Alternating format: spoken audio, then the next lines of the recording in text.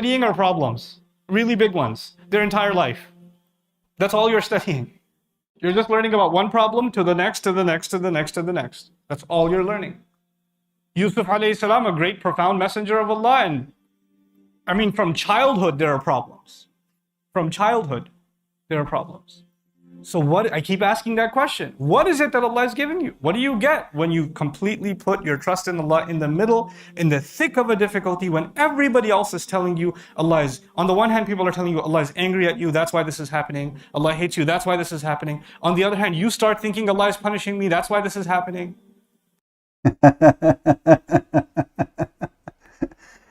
Peace of the Lord to all of you. I hope my voice coming good and clear.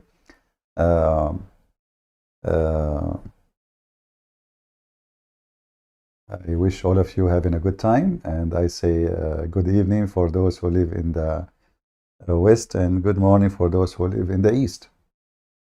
You see, he just said, you know, people, they keep saying to you, you have a problem because Allah is punishing you. But isn't this what the Quran is saying? Isn't this what the Quran is saying? As an example, the potato Muhammad, potatoes is delicious, by the way. Muhammad is not, but it's just, you know, a phrase. When the Christian, they say, we are the children's, this is the Quran saying that, we don't believe in Allah. We are the children of Allah and His beloved. What Muhammad said to them? Okay.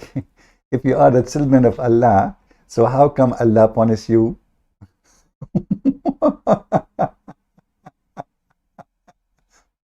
So he's saying, people say that to you, just stay focused with me. This is not really what's happening. Read with me carefully.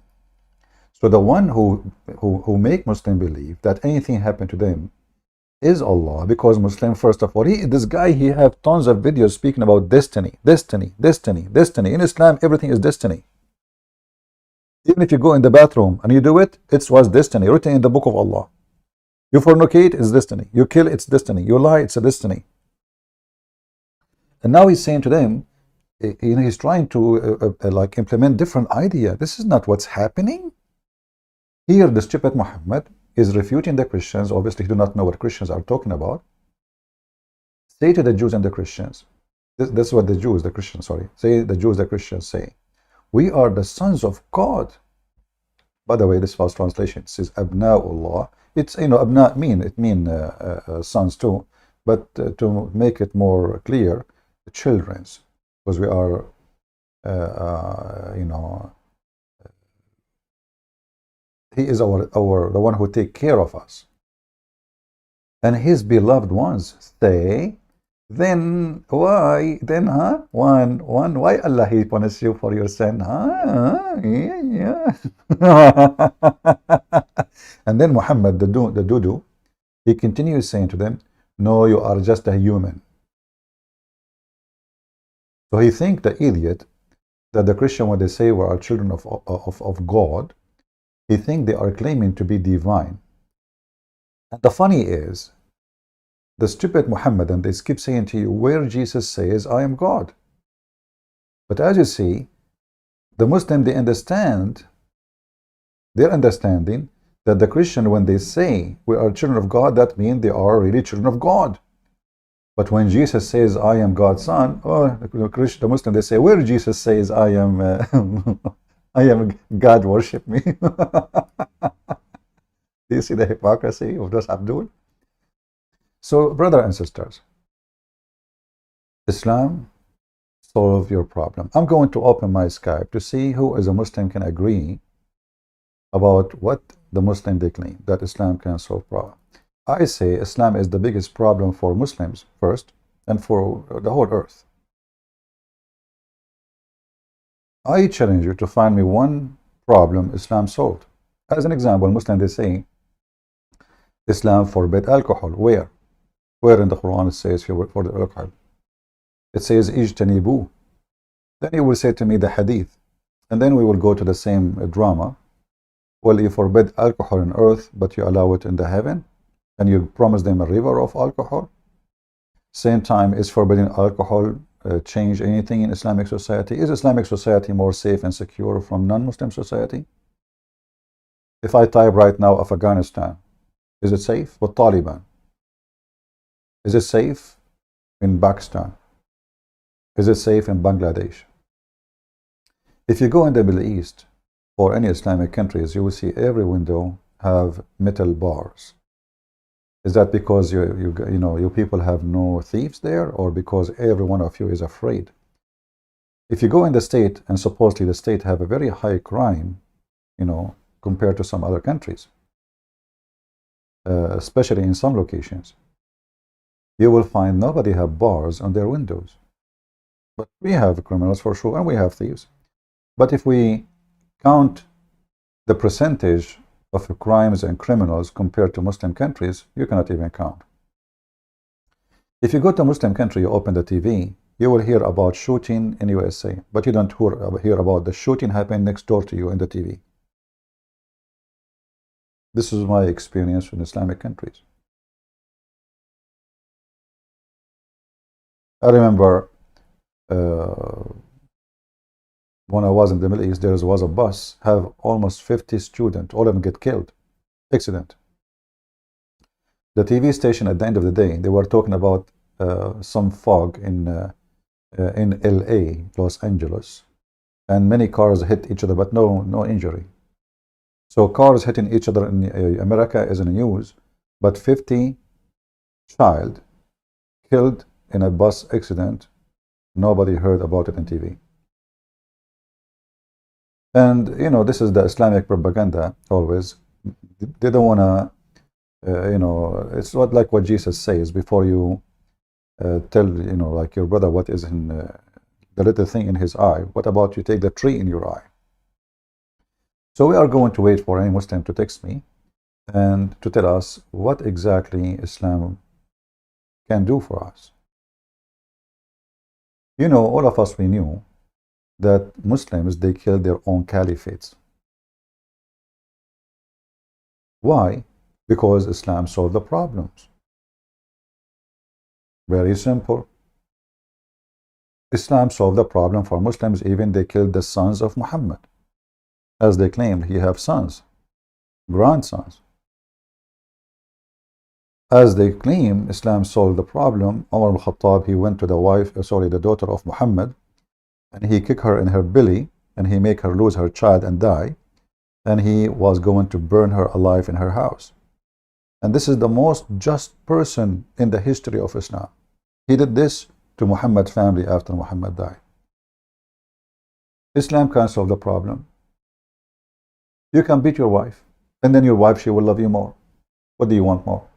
Let us assume that you have a wife, she is really arrogant. Maybe her tongue is so long, like, you know the thing, right? I mean, I find that Joe Biden, he made a perfect speech when he said, the thing, because that can explain anything, like you don't even need to talk two words, like the thing, that's it. So you have a woman, she is you say to her, make coffee for me, because this is what women are made for, make coffee and tea, and go to bed. So according to Muslim, this is what women are made for. So you tell your wife to make coffee for you, and then 10 minutes after, still the coffee is not ready. So what do? You beat her, you shout at her, you jail her in her bedroom, and all of those things solve your problem. After that, your wife, she will obey you like a puppy. But when you leave the house, she will invite the neighbor next door to do boom boom with him as revenge from you. So now we fix a problem. The wife, she is making coffee for me, but the wife now, she is making to my neighbor, because she is very upset from her husband who did beat her. So Islam solve the problem. I mean, what do you want? And then you can have a secret wife. If you don't believe me, search in YouTube for Ali Dawa video, secret wife. Secret wife. That solves many problems. The first problem is your first wife, she will not know about the second wife. Second problem you solve, your second wife, which is a secret wife, she will not know about the first wife. Number three problem, no one in the world knows that you are having many women sleeping with. Even you can claim to be single forever. You see how many problems you solve? Here we go. How many men, one day like they go and they say, oh man, I wish I'm single. Look how this woman, I wish I married this woman, not this woman. Let me take the ring from my finger and I will pretend to be a Muslim. He does not need to feel guilty about it. He can have a secret wife.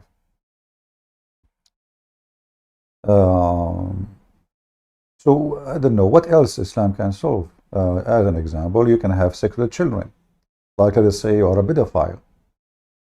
You know, I see comment, by the way, from Muhammadan, which I find it very funny. The Muhammadan, they try to make Muhammad a pedophile as a good pedophile. Like, you know, yeah, I mean, it's at that time, yeah. And then they say to you, Rebecca, they fabricate numbers.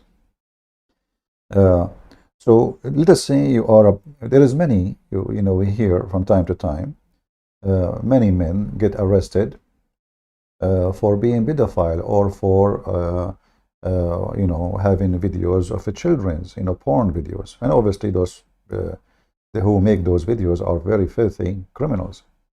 But Muhammad, he is, you know, he can do that. Why not? I mean, this is in Islam, solve your problem. You are a pedophile.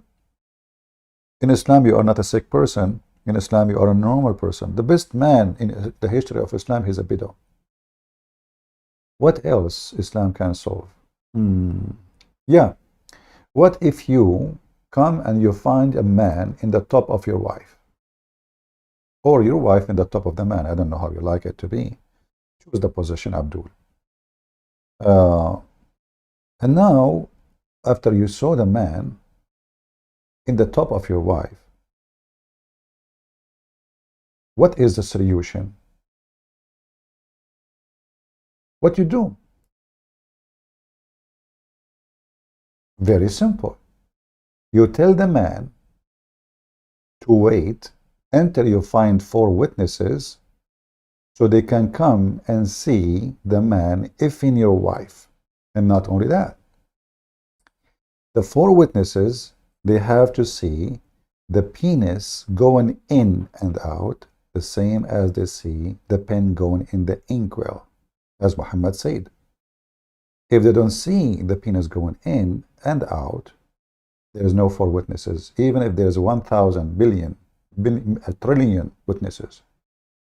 Here we see that, you know, this problem is solved. No woman, she can be proven to be cheating, or no man can be proven to be a cheater. All what you need to do, let the woman keep her skirt on and, you know, excuse me, sit in the top of you. Who in the world want to see the penis now? So you bring all those witnesses. I wish I can make a cartoon. You bring all those witnesses, and there's like 200 men around the bed, and your wife, she is going up and down on top of the guy, excuse my language again, and then nobody saw anything. Like, what is the adultery? Do you see adultery? No. Do you see adultery? No. There is 4 witnesses they brought to the caliphate. 3 of them, they saw the penis going inside. 3.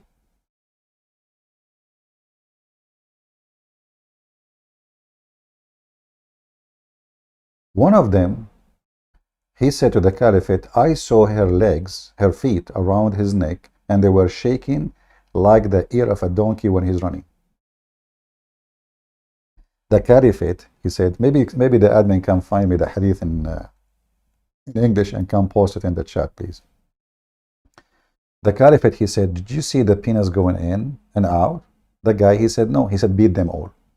Beat them all. Look, what the heck? Why you want to beat them? So 3 men, they saw the penis going in like wee, wee, wee, boing, boing, boing, boing. And the 4th one, he saw not the penis going in. He saw her feet around his neck, and they were shaking like the ear of a donkey when it's running. which is a nice description, by the way, perfect. The caliphate, there's no adultery. And not only that, you have to be beaten for falsely accusing a woman. Look, look, look. So you see that Islam protected the women now. So now your wife, she go and F everybody in the neighborhood. Your wife, she can be the bicycle of the neighborhood. And you cannot do anything about it. Nothing. You don't even dare to say she is a whore. Why? Because if you do so, they will beat you. They will. And this is will go to the man, by the way, because same time, when you accuse a woman, you're accusing a man. So if you accuse a man and you did not see his penis going inside the woman, you saw nothing, brother. So the Islam solved this problem. And here you will see the punishment. Look at this. Chapter 24, verse number 4. And those who accuse the chaste woman, look, she is a chaste. The guy, he got 4 witnesses. 3 of them, they saw the penis in and out. The fourth one,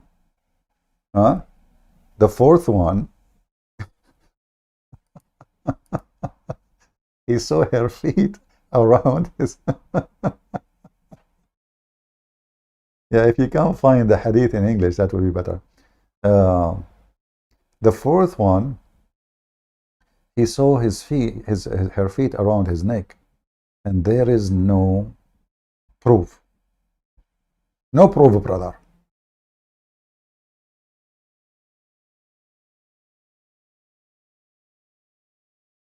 And now they will beat you 80 lashes for doing so. So now, nobody, no Muslim dare really to say I'm a witness for fornication. Because what if the other 3, even if there is other 3 and they saw it with you, what if they change their mind to be a witness?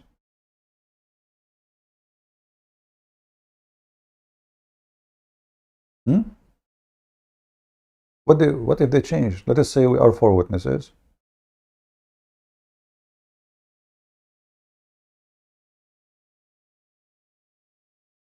And there's 10 witnesses.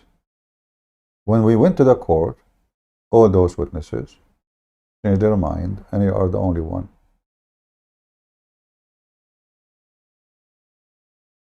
So what we would do?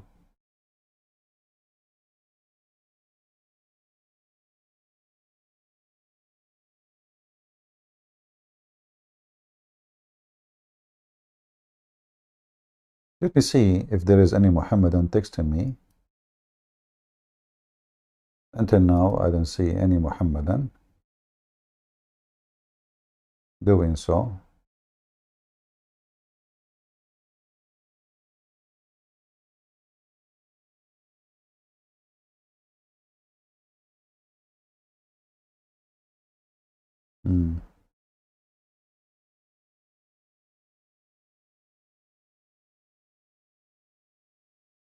Okay, until now there is no Muhammadan trying to contact us. That's fine.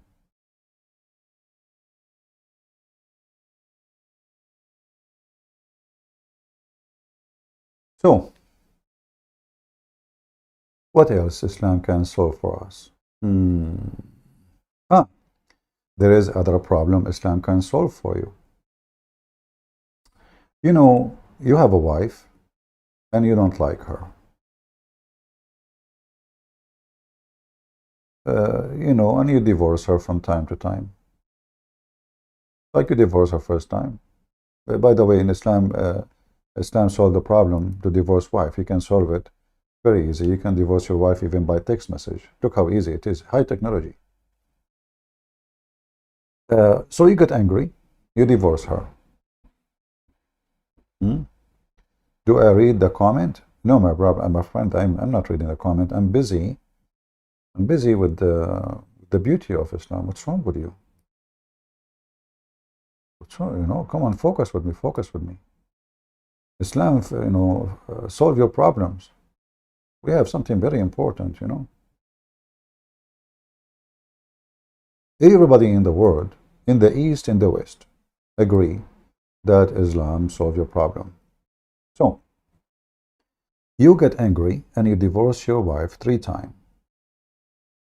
And then you miss her. You want to have her back. Or maybe you have children from her. They want her back. So now what do you do? What do you do?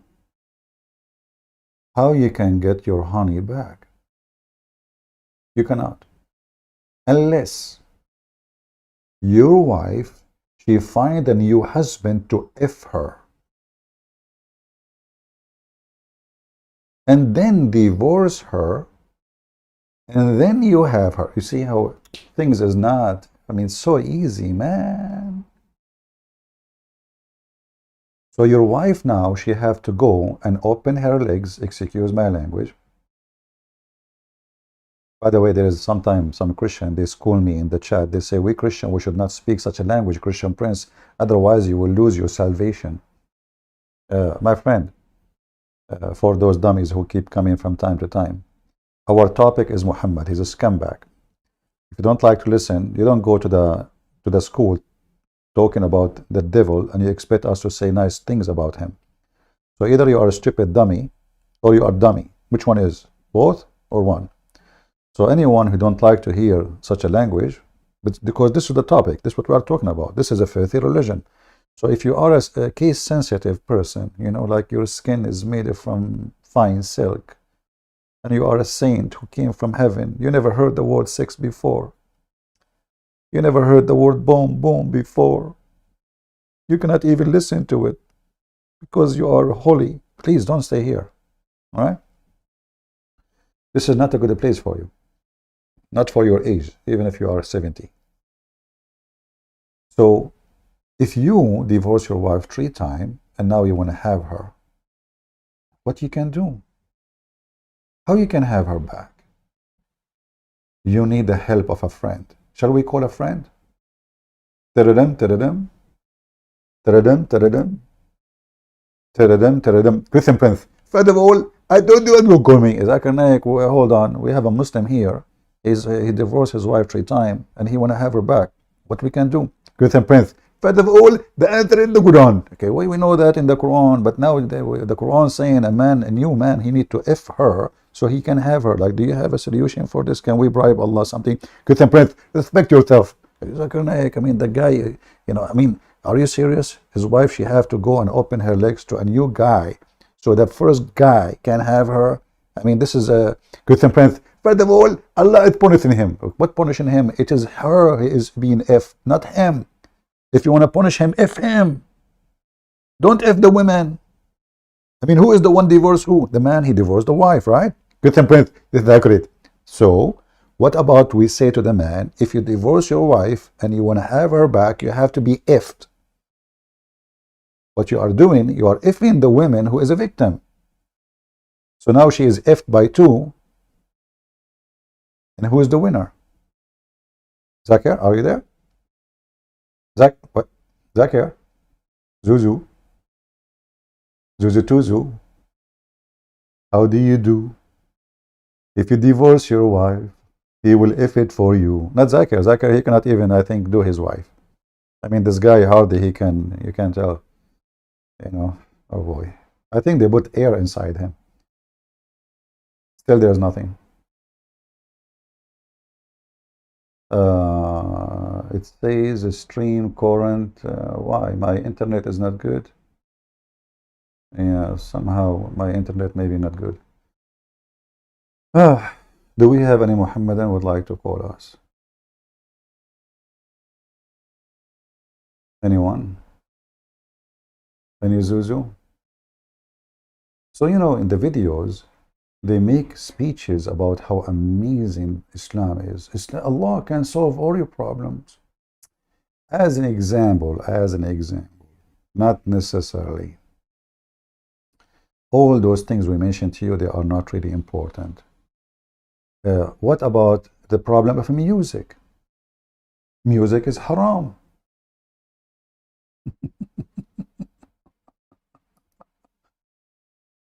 So now if a person he loves music, Allah solved the problem.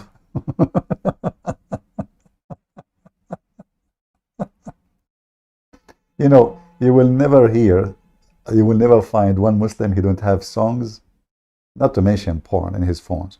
But have you ever heard of a Muslim don't watch? I mean, if you go in the month of Ramadan, you will see all the programs in the TV is about like belly dancing. Even the movie full of belly dancing.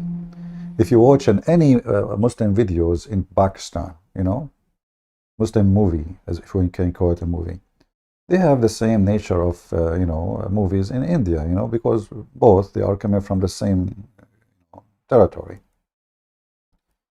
Everybody is obsessed with music. Even they bring boys in Pakistan and the Taliban, and they bring boys. They dress them like girls, and they play music and they dance. The boys for them, they dress like girls, and then they F them.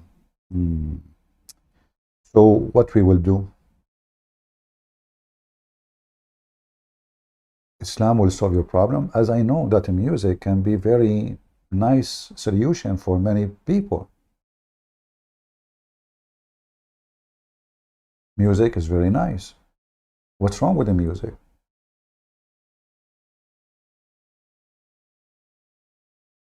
Even dance is a sport. You know, instead of sitting over your butt, not moving, you know, just be happy. It's okay. Just don't dance like a whore if you are a female, and don't dance like a whore if you are a male. You know, dance, no problem. Be happy. What is exactly the problem?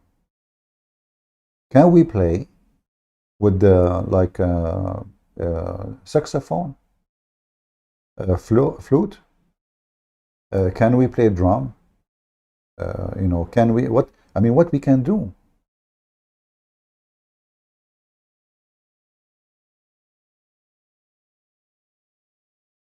Ah, we're trying to find this hadith. Okay, there's two sound are cursed by Allah. I want to find this hadith. Hold on. I hope we can find it in English.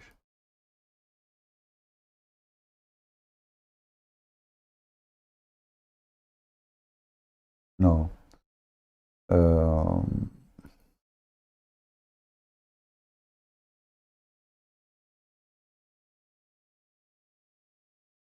Let us see this one.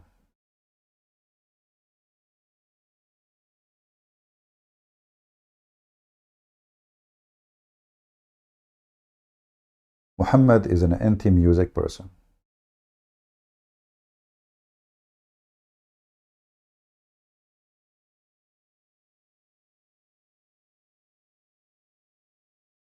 The bell is the musical instrument of shaitan. And later we find Muhammad receiving the Quran in the sound of a bell.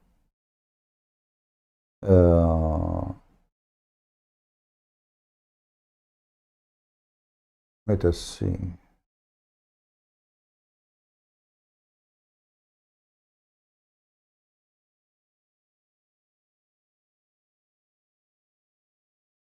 I'm just trying to find.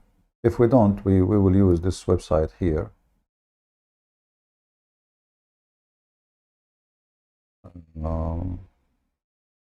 Let us use the English translation for this website here. Try again.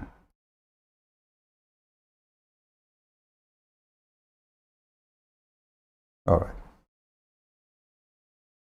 So here they are talking about what Muhammad said about the music.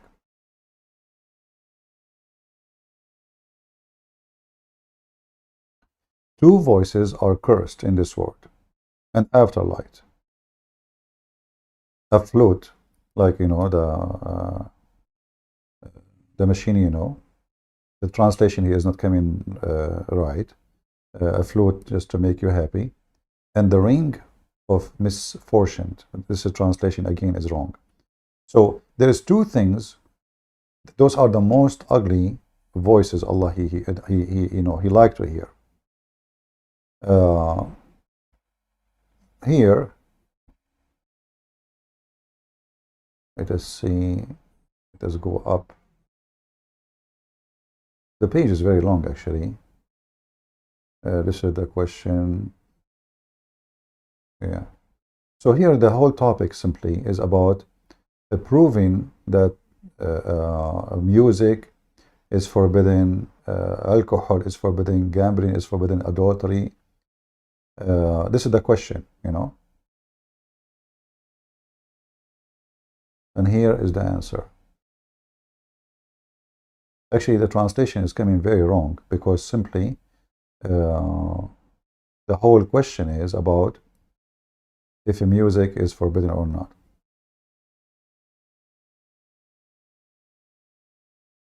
I will try to find more clear reference than this one. Let's see.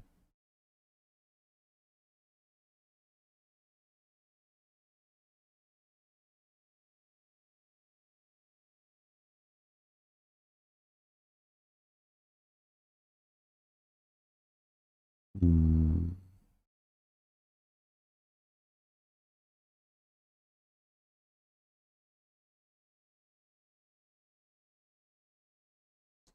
Yeah, there's a verse actually in the Quran about it, that anything you do beside talking about Allah is haram. This is called lahu, which means fun. Any kind of fun, anything is considered as fun, done for the sake of fun, is forbidden. But still, I want to find some English hadith, not only the Quran. As you see here, even the Muslims in the Quran translation, they add for you the word music. And of mankind, he who purchase idle talk, i.e. music, singing, etc., to mislead men from the path of Allah. So Muhammad, he considered that you sing, you play music, Allah is so angry from you because simply the purpose of it is to mislead people. And you can open the interpretation of any Muslim scholar, you know, Al-Qurtubi, Al-Tabari, Al-Jalalain, Ibn Kathir, all of them, they agree about this.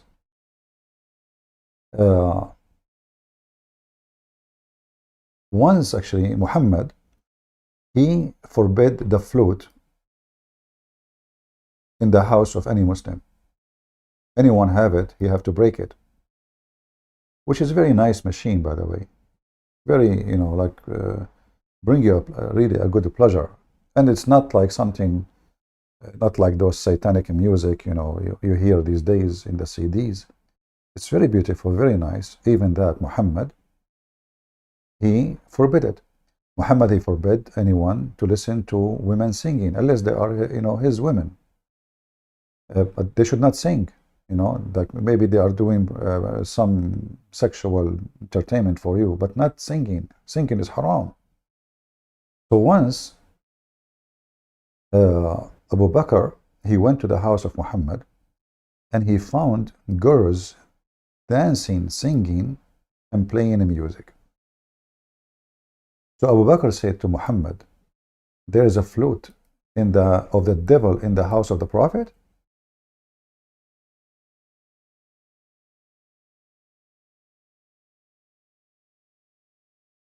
Let us see if we can find it. Here we go.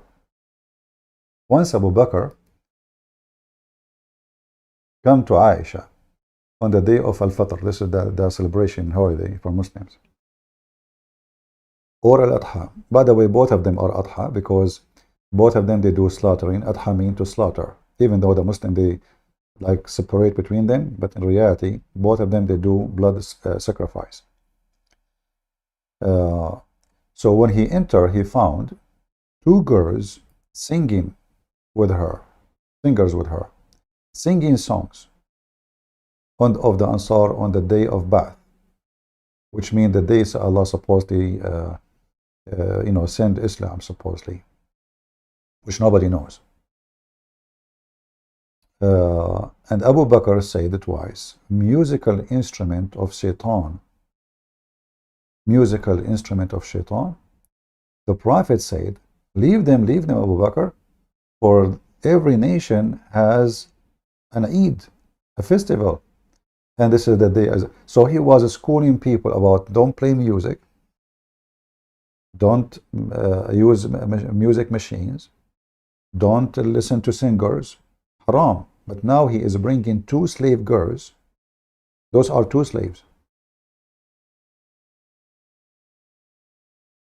Those are not two girls as they are saying here, you know. Let us see the Arabic.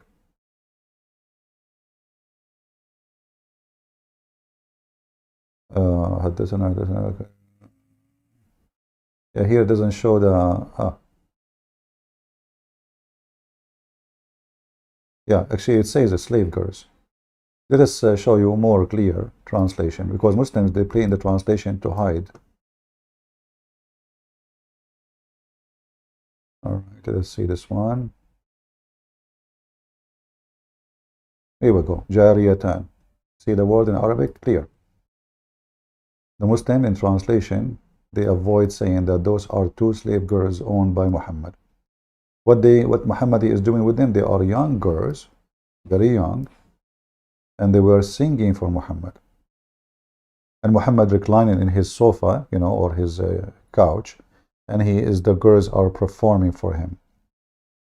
And this is the Prophet of Allah who he told the Muslims, those who purchase fun to deceive.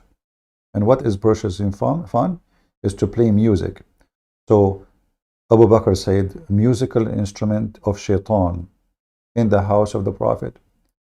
So the hypocrite Muhammad, as usual, always he said to a Muslim to do something and he do the opposite. As an example, he said to them, you can have only for women, you have unlimited. You cannot pray, you cannot, when you do poo-poo, you cannot turn your ass to the Kaaba. There's tons of stories about him when he do poo-poo, turn his ass to the Kaaba, or he piss on the side of the Kaaba. You don't, if you want to get married, you have to have witnesses, otherwise this is fornication. When Zainab bint Jahsh, she said to him, okay, Muhammad, where is the witnesses? He said, Allah and Jibreel are my witnesses. That's it, solve it. You know, the Prophet do not need witnesses. There is 16 privilege for Muhammad. Number 10 of them, if you remember, if the Prophet, his eyes fall into a woman, her husband must divorce her. But Muhammad is a very conservative person. Musical instrument is haram. It is satanic. It will take you to hell. But he listening to it is fine. Girls dancing, singing for him, it's fine. All the caliphate of Islam, they have thousands and thousands of slave girls who their job is just entertainment. The women who they are old or not good looking, they send them to the kitchen to clean the palaces, which is built by the hand of the Christians, who they've been enslaved, occupied, like what they did in Spain. Muslims do not know how to build. If you go and read the introduction of Ibn Khaldun, and he's a Muslim, he will tell you what the Arab do. The Arab, they don't know anything about anything civil. Even Ibn Khaldun, he says, a Bedouin man, an Arab Muslim man, in order to cook, he is willing to burn a library. If you don't believe me, search for it. He is willing to burn a library. This is what they brought. Otherwise, ask yourself, what happened to the Library of Alexandria? The biggest library in the world at that time. What happened to that? What happened all the libraries where exist in the land of the Christians, which is today called Turkey, which is our land? Huge libraries, the biggest in the world too. At least the biggest in Europe.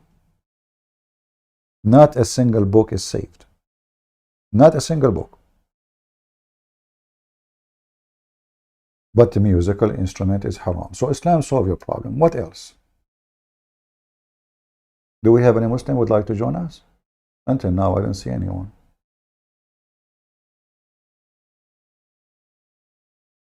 Any Muslim? Who is a Muslim want to volunteer and show us a problem? Here we go. A Muslim, he sent me, you know, a comment which can solve many problems. Like now, if I want to prove that Muslim men, their penises is small, Ahmad volunteer, he says, hello CP, do you want to see my penis? Okay, Ahmad, you know, okay, can you call us Ahmad? you know, because my videos is watched by Muslim girls too. And then they will take a screenshot and see, they will call a doctor for you to see what happened. I hope your penis is not the same as the penis of the Prophet. As you remember, the hadith says, Muhammad, he said, he was the most weak person between all mankind in sex until he invoked Allah, and then Allah sent him a dish of shish kebab, and then his penis like boing, boing, boing, you know, he have the power of 40 men. I hope we solve your problem. I think what he meant, don't take it wrong, I think what he meant, you know, I mean, he had a problem with his penis. Somebody told him CP is a doctor. Huh? You know, my friend, it's not me. You know, you show it to your Prophet Muhammad, because both of you have the same problem.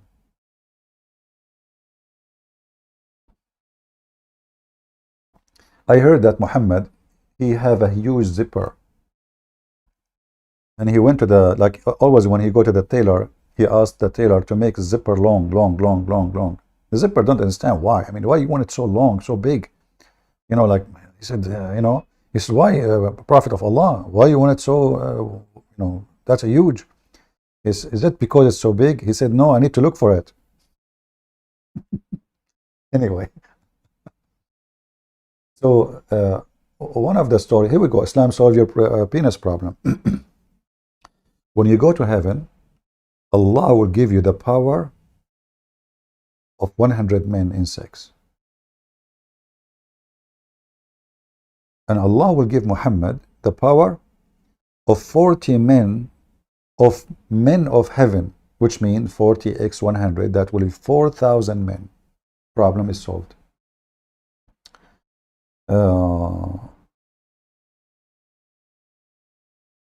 Let me see if I can find the hadith about the Prophet was the weakest in sex.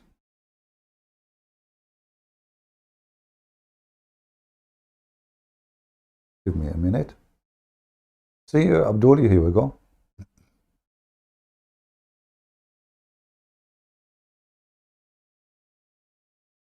Look what I searched. I searched for the Prophet.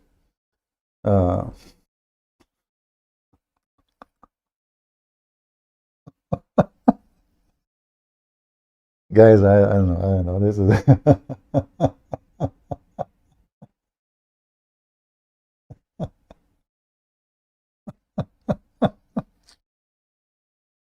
a Muslim guy asking question. I was looking for Muhammad, like getting the Allah sent him a dish of shish kebab, and I found this question here. Let me use Google translation for you. Give me a second. You can search it. This is fatwa number 101855. Translate to English. But this guy is asking, he have a serious questions.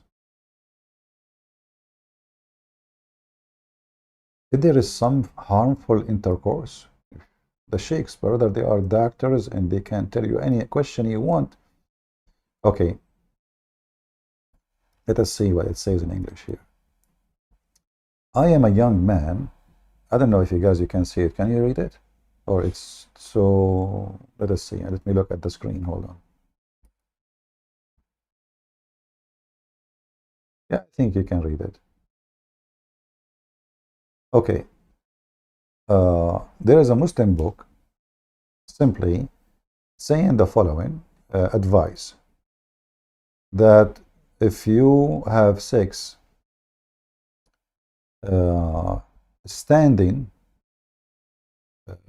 that will hurt your knees. Your knees will be bad. If you have sex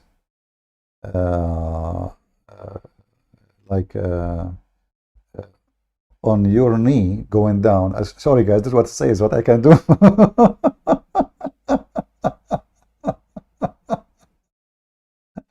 Maybe I should not read it.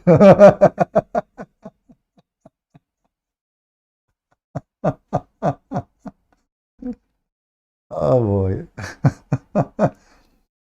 Okay, if you do boom boom to your wife in the side, that will give you what they call it, what the translation is saying. Uh, I mean, you can read it yourself. Google doing translation. I don't know the English words really. So they are talking about all positions of sex in this Muslim books. Like if your wife or your woman in the shower or in the bathroom, that will cause the hurting your backbone, your like sorry, what the bones for the back, the long one goes all the way from your neck to this one. So if you do that, that will hurt that place.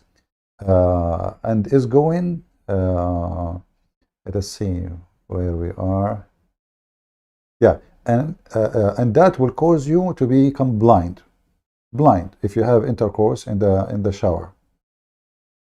In the best scenario, you will have a weak vision, so don't do it there. If you make your wife on your chest, uh, uh, sorry, I don't know what they mean by this, but he's saying here in Arabic, if you put the woman in the top of your chest until the semen came out, when the man is laying down in his back, that will cause the back hurt and sickness in the heart. And if some of the water of the women came down over your penis, that water can cause stones inside your body, inside your penis, and cause like somebody like he jumped from high place, so he have a problem with his testicle. I don't know what they call it in English. And that will cause issues with your testicles if the woman she have her orgasm water over your penis. And then he is saying, if you move so fast and then you wash your penis after intercourse, that will cause a disease. It's called al-humra. I do not know what they they have a language of that time, so I don't know what that means. And the one who if an old woman, that is a poison for sure.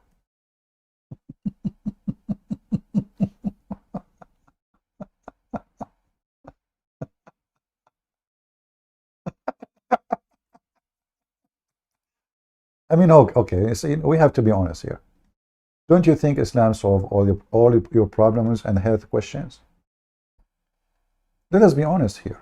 How many of you don't know really what to do and how to do it? Now, Islamic books, mashallah, they are expert with boom boom. Can you read the page, guys, or you cannot? Hmm? I don't know if I should read the rest. I mean, the rest is more weird. Look at this one. And yeah, you see, like the translation is coming weird. So if her water came over your penis, that will inherited stones and hernia causes. See?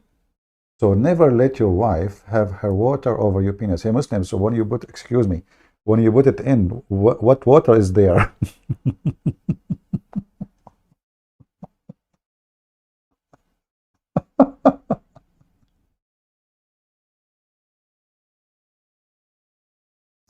I mean, we have to be honest here. I mean, this is amazing. This is amazing knowledge. You know, there's actually a hadith. Let me see if I can find it. Uh,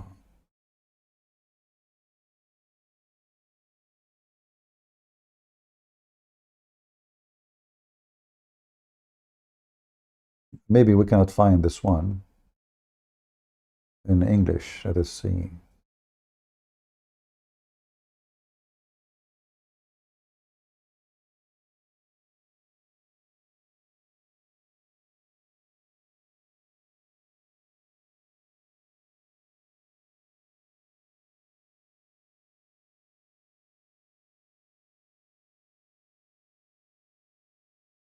Let us see if we can find it in English. I doubt I can find this one in English, but we will try.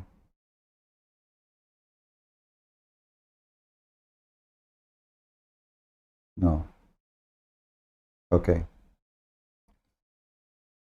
Uh, there is a story about I think Omar. You know, the Muslims obviously they tell each other how to do positions. So Omar, he came to the Prophet uh, and he said, yesterday I'm being destroyed. Okay, Muhammad, he said, what happened? He said, yesterday I changed my positions. I did her from behind.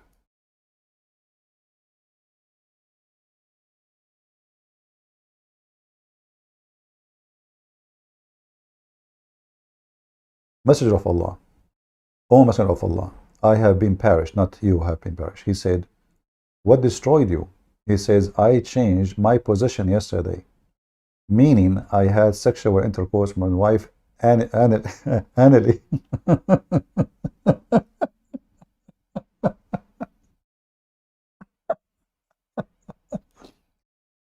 So those, uh, the Jews, they forbid men to do such a thing. So they learn from the Jews that this is not right. So now Umar, he is saying to Muhammad, oh Muhammad, Prophet of Allah, yesterday I did something that would destroy me. He said, what you did? He said, I did boom boom from that location. Then Muhammad, he gave him a verse in the Quran saying, your women are tilth for you, so dig in them as you wish.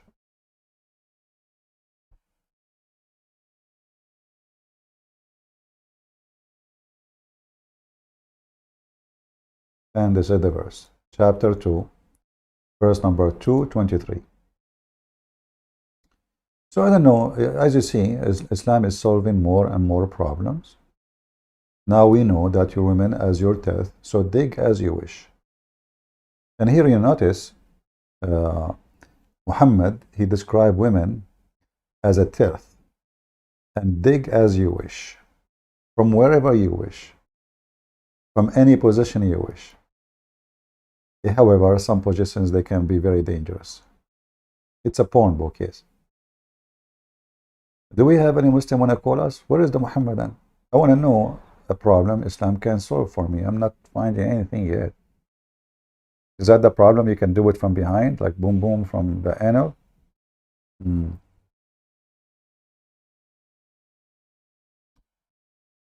Uh, we don't have too many people today. Maybe because I did not inform you guys.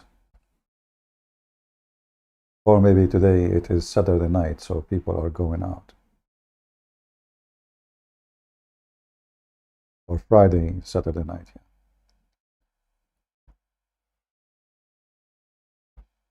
Do we have any Muhammadan? I'm looking. Okay, I have a problem. I need Islam to solve my problem. Let's go to the video, by the way. You know, I have a problem to understand how in the world Gog and Magog work. Can Islam explain to us our problem with Gog and Magog? Islam solved the problem. There's a bunch of weird creatures, brother, and they are located in the earth, brother. And Zulkarnain, brother, he built a dam between us and them, brother. But we cannot find them, brother, and they are way more than us. The ratio of them is 1,000 to 1 human. In fact, according to Muhammad, each one of those Gog and Magog, before he died, he will have 1,000 sons. So imagine how the population of them will be by now.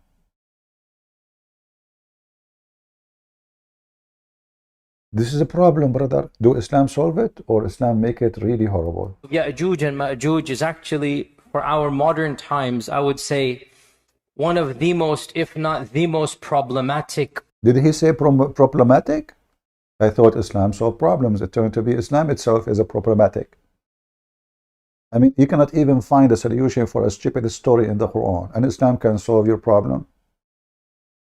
So you listen to the Quran, you get dizzy. You don't know what the Quran is talking about, and you lose yourself. Listen carefully. So The most problematic issue in the Quran is what? Gog and Magog. Of the signs of Judgment Day. And it has caused many of our youth to question, to doubt.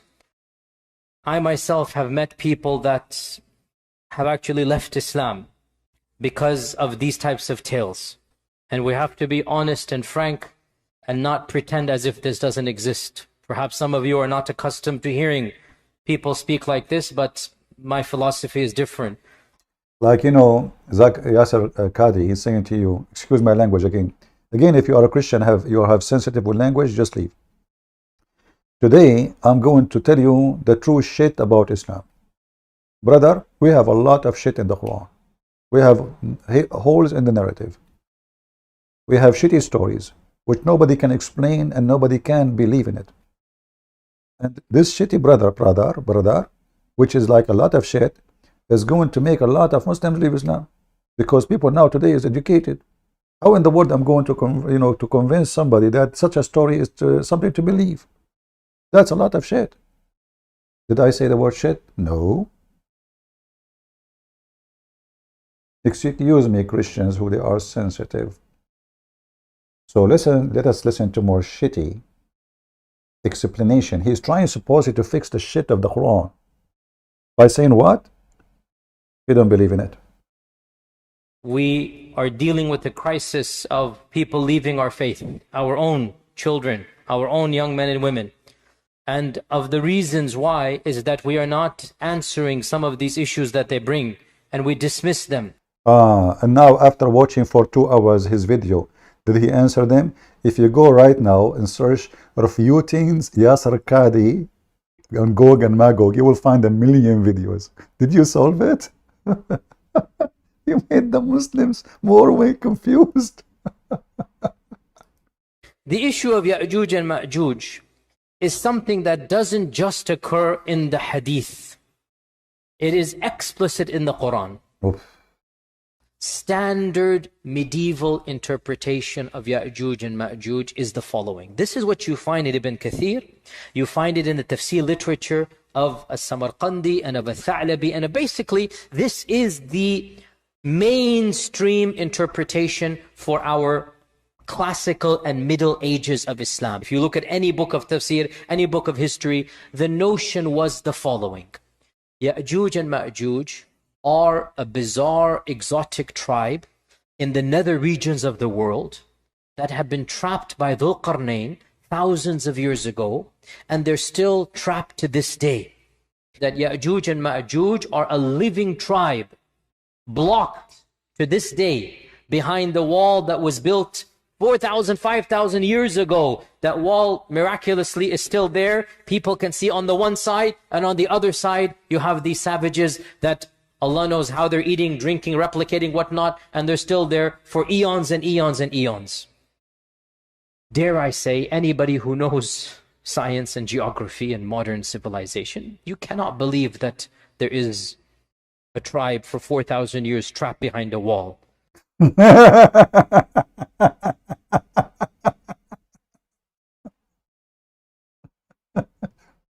But isn't this what your prophet said? In the Quran and in the Hadith?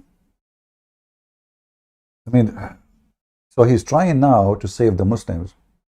And this guy, he have a degree, I think he have a PhD, I don't know, I think he's an engineer, right? So, like, who's going to believe in this? And the wall is made from copper and steel. If there is a wall, can it stand the test of time? Yes, Qadi? I mean, if you believe this, that's... If you believe this, you are some four. Huh? If you believe in this, you are potato. Just let me tell you, I'm being honest with you. Let me give it to you as a Christian prince, he says. You are a potato if you believe in this. Okay? But this is what your prophet said. And this is what the Quran is saying. Isn't it the Quran says, Allah speaking in the Quran saying, Zul Qarnayn, he built a wall between us and them. And then in the day of judgment, they will come out. The Quran saying that. Hold on, let us go to the Quran. Maybe the Quran did not say that. Maybe Christian Prince is fabricating.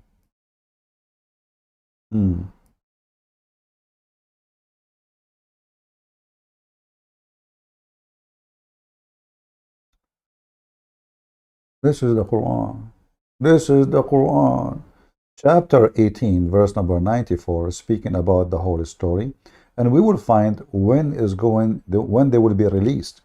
Chapter 21, verse number 96, it says, when Gog and Magog, حتى إذا فتحت يأجوج ومأجوج وهم من كل حدب ينسلون. So if you go to chapter 21, it says clearly that this will happen in the judgment day, in the end of the time, that Gog and Magog, they will let loose from their barrier. This guy, he denied the Quran. This guy, he tried to solve the problem by denying what the Quran is saying. As you see, it's in front of you.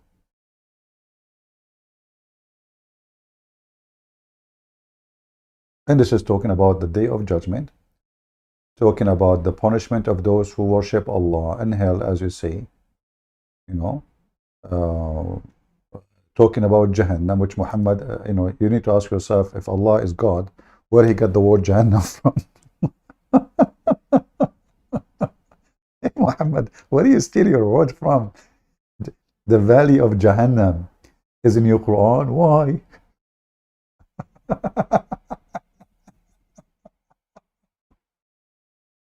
So, brother, when Gog and Magog, they will let loose, Yasser Qadi, he don't want to believe that those are still until now alive. He is saying to you that every single Islamic scholar explanation does not make sense. But this is what the Quran is saying, this is what Muhammad is saying. As an example, even Muhammad, he claimed that in his time, Gog and Magog, they opened a hole in the size of a finger, and that was scaring the hell of Muhammad.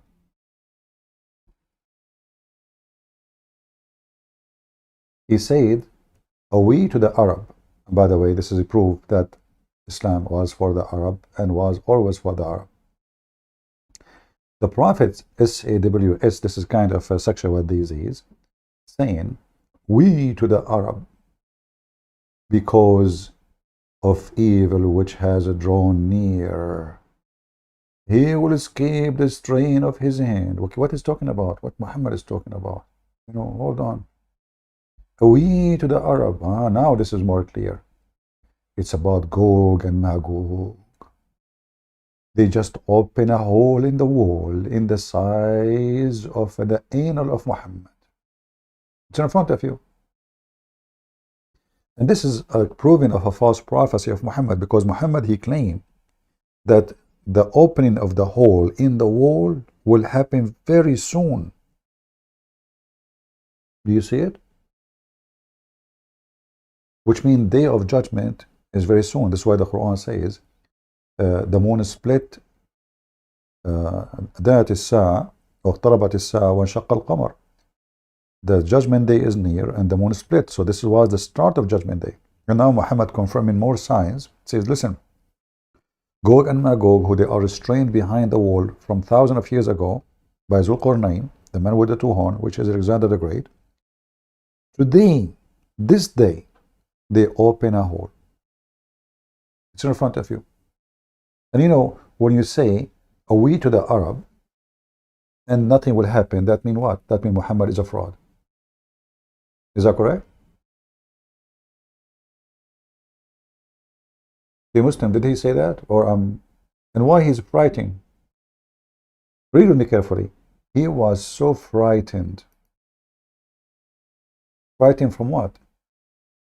This man have mental illness. When you say he was frightened, I mean, how you know a person is so frightened? What is the symptoms of somebody is frightened? Let us focus in this word. Any Muslim can help us?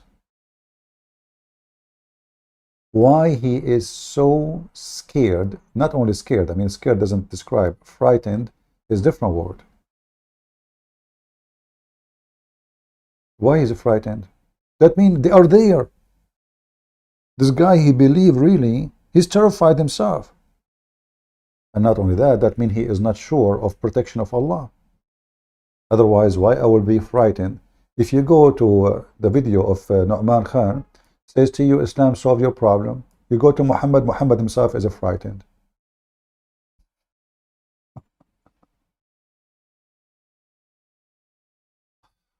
The frog is not frightened. So what about other amphibious animals, such as frogs, for example? Well, frogs is not an issue of being a sea creature or an amphibious creature. There is a specific ruling for that, because the Prophet ﷺ prohibited their killing, and whatever the Prophet ﷺ prohibits killing, then it becomes haram to eat and consume. A man came to the Prophet ﷺ, and he was a doctor. So he said, "O Prophet of Allah, we use..." Look what happened to you if you are a doctor and you go to Prophet of Allah. He is what? He is a doctor. And he went to the Prophet of Allah complaining, saying to him, Prophet, you forbid killing the frogs. Look what we do with it. Of Allah, we use frog meat in our medication. So the Prophet denied him and prohibited him from killing frogs. Why? And in another narration, the Prophet ﷺ said that, I don't know what you call the sound of frogs, but the sound of the frogs is tasbih. It's praising Allah Azza wa Jal. It's glorifying Allah Azza wa Jal. So the Prophet prohibited killing it, alayhi salatu. Now we know. The sound of the frog forbidden it by Allah. So I mean, he worship Allah. So now we know what the frog is doing. Walk, walk, walk, walk, walk, walk, walk, walk.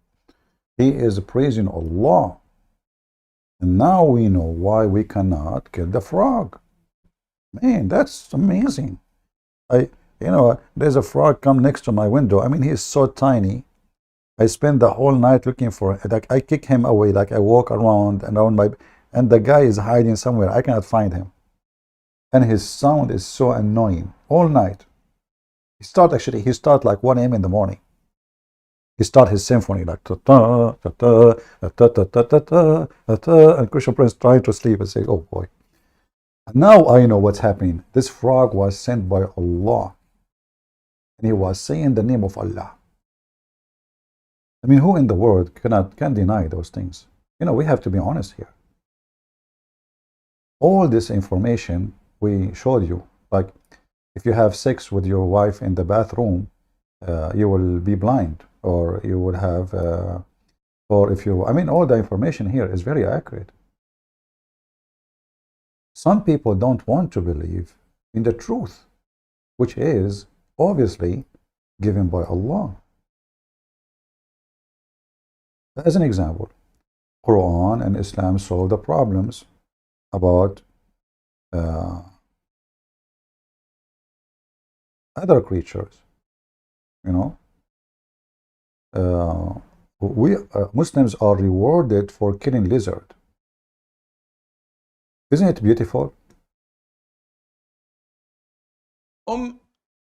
Aisha says, can you please explain the hadith about why we should kill the house lizard? We should. First of all, the house lizard, I think they call it salamander or something like that. I'm not sure.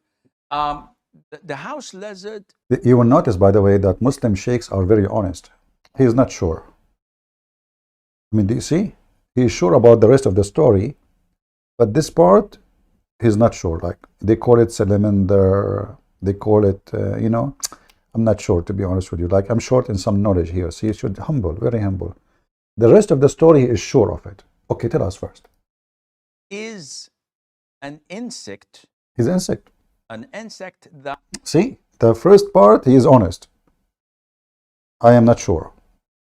This part, he confirmed it. So Islam teach the sheikh that lizard is an insect. Yeah, I saw that in school, I used to have a teacher himself is an insect. You look like him. Is an insect that is harmful. Some of it cause a lot of diseases. Exactly. I will tell you, do you know why Joe Biden, you don't remember his name? Look at his wife. She talks, she acts like a lizard. Me, myself, I believe she is a lizard, undercover. Otherwise, you explain to me, how come this guy, he explained anything by one word? You know the thing. So this insect causes a lot of diseases. So now we have to kill it. And now suddenly, the lizard became the enemy of Allah. Takbir, jihad, Allahu Akbar. And every Muslim in the world, his duty is to shoot the lizard or to shoot arrow at that time of Muhammad and using rifles and then die today. And the end of that, they have a lot of mosquitoes as a result and a lot of flies in Bangladesh because no lizard in Bangladesh. Who is the lizard who dare to live in Bangladesh? Are you kidding me? 300 million Muslim, 200 million Muslim, 400 million Muslim chasing the lizard. Lizard, where are you? I'm going to hunt for you. Today you are going to die. Shame on your family, shame on you. Lizard, insect you. I'm going to find you and kill you. I'm a Muslim. I hate you. You are the enemy of Allah, you. Mr. Lizard, where you can hide. All the Abdul behind you. Lizard, what you can do. Shame on Muhammad, shame on you. Brother, the lizard is the enemy of Allah. Here we go, we solve the problem now. A child, he see a lizard, oh, phobia, the lizard, the enemy of Allah. We need to kill the lizard. See, Islam solve problems. Abdul, lizards are very useful. Idiot. They help us to control insect, bugs. They are not snakes. And even snakes, by the way, they can be very useful too. They make medicine from even their poison is useful. Even the poison of a snake is useful. But let's see the rest of the story. And some say that it intends to walk over the food and the drinks Yes. and to poo, where it puts a lot of its illness. Now I know why Muslims, they don't like to eat their food. They like to eat, the Quran says, eat the food of the Christians. Because the Christians, they have lizard. And the lizard, he puts spice from his poo. And then the Muslim, they yum, halal. Okay. Illnesses and diseases in people's food. So, in general, it is a dangerous creature. Look, to be honest with you, this is in general. It's a dangerous creature. Hey, Abdul, why Allah created this dangerous creature? If Allah hate them, kill them. I mean, why you created them, Allah? Why Allah created the lizard? And what's wrong with you Muslims? Tell us more. That only brings harm to the people in general. And if you notice that anything that is harmful, Islam tells us to kill. Anything is harmful, Islam tells us to kill. That is including Christian friends, isn't it?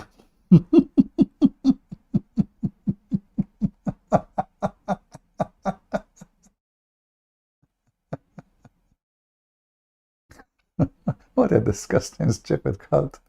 So Islam tells us to kill a wild dog that bites and attacks people. Liar. The Prophet, he ordered to kill all the dogs. Let me get you arrested.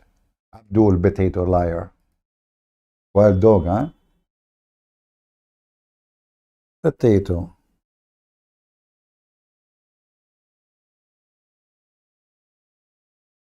Wild dog, huh? In fact, none of the dogs they killed, they were wild dogs. All of them, they are house dogs. He says, kill all dogs. All dogs. He ordered the killing of all the dogs. And later, when people, they complain, We need those guard dogs, you know. You remember, this is 1400 years ago. People, they live in the desert. What do you mean kill the dogs? That's a very stupid idea. And why? Muhammad, he hated dogs. So commanding the king of the dogs, not wild dog as the liar, he said. And all of this is based on superstition. Muhammad, he believed that dogs, Satan is inside them. Snakes, especially snakes who have certain look, there is a bad genie, Satan, inside them. If a Muslim, he saw a snake in his house, he will give the snake a warning 3 days to leave. If the snake did not leave, brother, you kill it, because inside it there is a non-Muslim shaitan.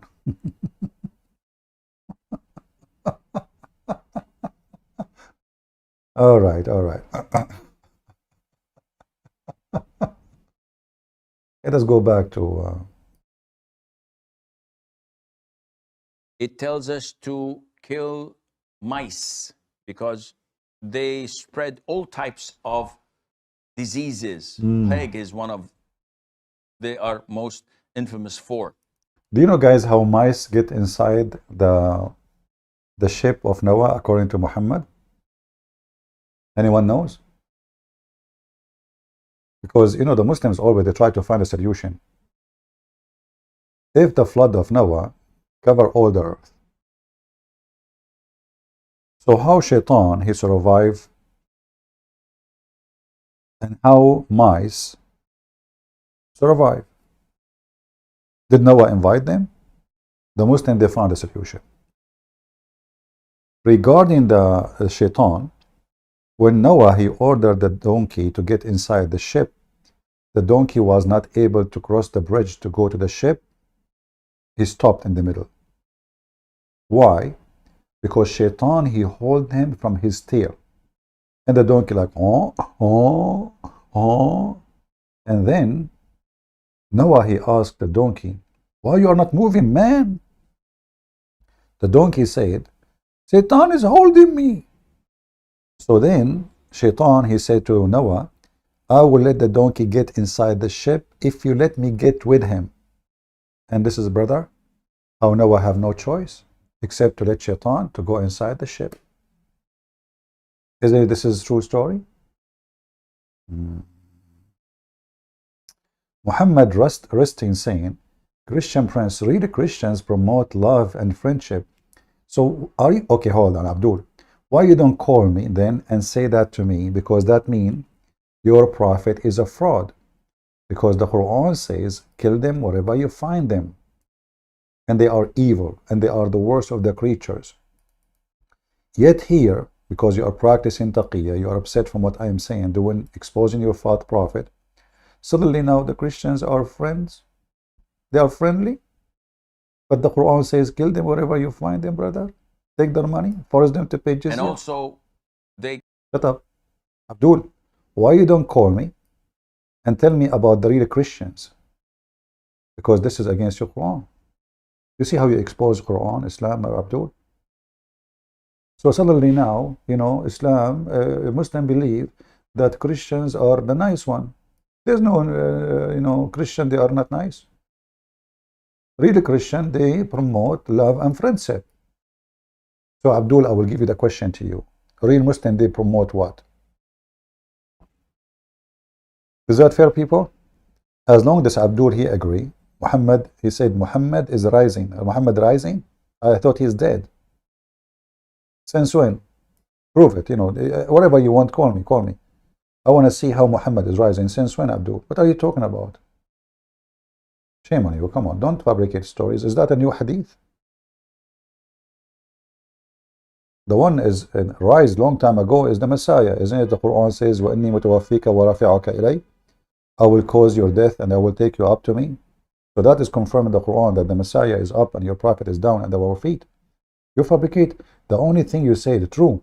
Christians promote love and friendship. Thank you very much for being honest. But that means the Quran is a book of poo-poo. Peace be upon him. Try something better, my friend. The Muslim, he think, by the way, if he say that, the Christian, they will not listen to Christian Prince. Look, the Christian Prince is not being a real Christian. What real Christian? You know, the Muslims, If you are a really Christian, they laugh at you. They slander you. The second you start spanking them, oh, this is not a really Christian. What are you doing? You should not do this. You are not really Christian. So you see the hypocrisy? Well, I am the Christian kind who will make you shish kebab. You like it, like it. You don't like it, pray to Allah, because Allah can solve your problem. Let us continue. They cause fire in houses, as in the hadith of the Prophet ﷺ. Brother, if you buy insurance, fire insurance, you will see a section in Islamic country says, we do not insure arsenal against mice. Why? Because mice, they do it on purpose. This is called arsenal. Because mice, they smoke, you know, marijuana and stuff, you know. You know, even when they're asleep, they put a cigar, you know, and, you know, watch Tom and Jerry if you don't believe me. I'm telling you. You don't believe me? We have a movie about it, many movies. In the cartoon, he was smoking. So this is true. So those mice, they cause fire. They intend, arson. They intend to do that. It's true.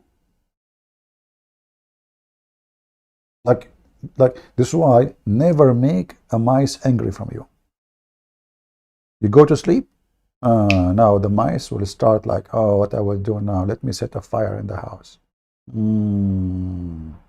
I will start from his bed sheet. For this stupid idiot who mistreated me. He gave me even a cheese which is 2,000 years old. It's cheap. It's time to revenge. So the mice, he start fire in your home because he is doing that on purpose.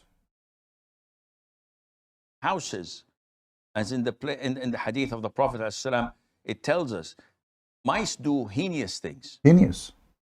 Though people nowadays are so fond of them. We're told to kill the crows. A crow that also carries diseases and eats dead meat. Abdullah, question: you don't eat dead meat yourself? You Muslim, you don't eat dead meat? You eat living meat? The crow, he eat dead meat. That's why we need to kill it.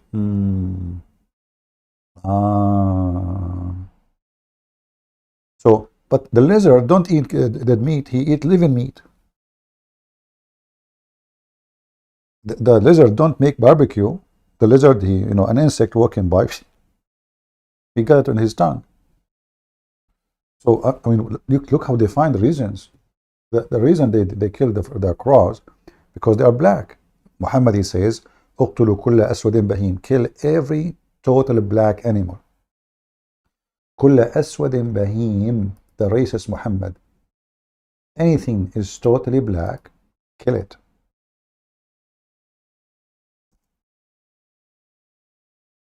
Do you see it? Do you see it?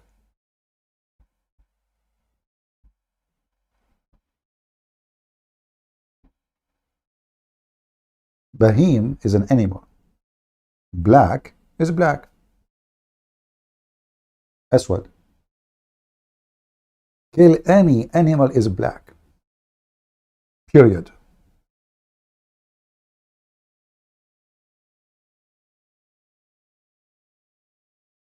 I guess the mice go in that category.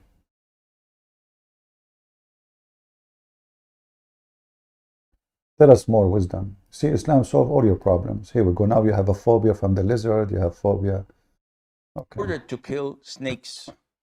We're ordered to kill scorpions. And these, by nature, are harmful right. for people. So killing them is justifiable and it's a legitimate thing to do. Likewise with the house lizards. Mm. And there is a hadith in Sahih al-Bukhari where the Prophet told us, alayhi salatu wasalam, that when Prophet Ibrahim, peace be upon him, was thrown by his people in the blazing fire, Right. all the creatures of Allah used to try and put off the fire, with the exception of the house lizard.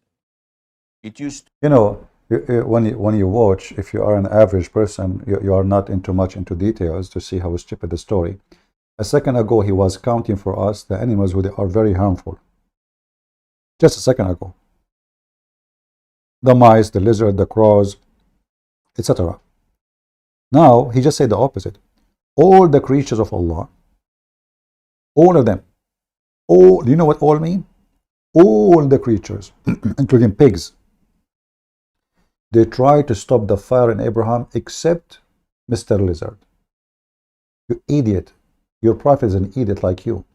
How a second ago all those animals are harmful, suddenly they are useful. They are trying to stop the fire on Abraham.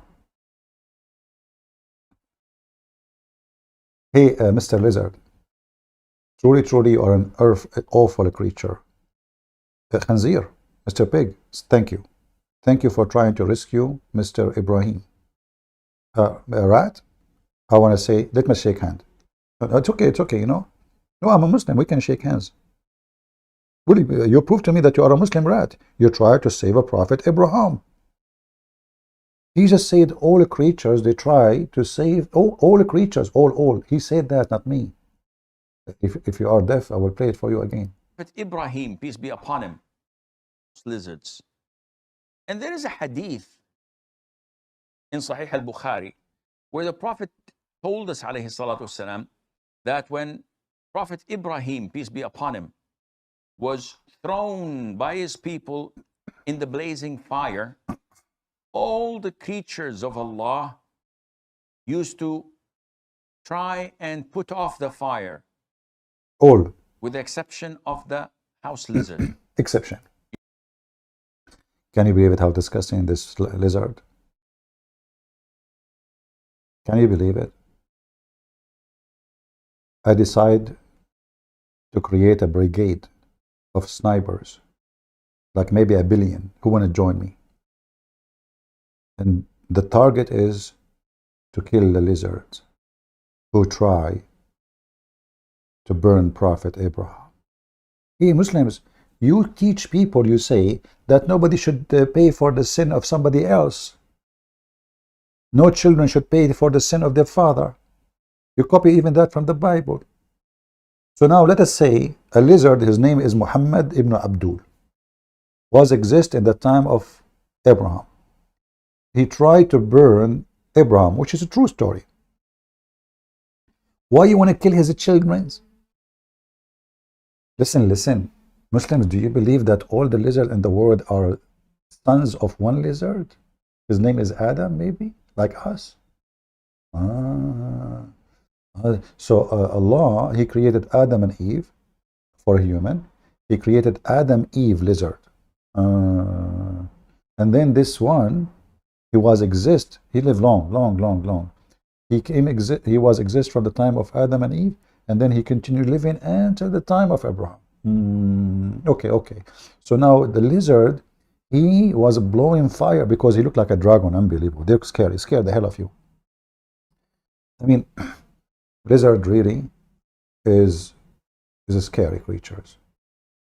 And now Abraham, that will make me cry. The lizard is trying to kill Prophet Abraham, peace be upon him. He's in the fire and the lizard is blowing. Lizard, why you do that? Why you disgusting son of Mutah do that?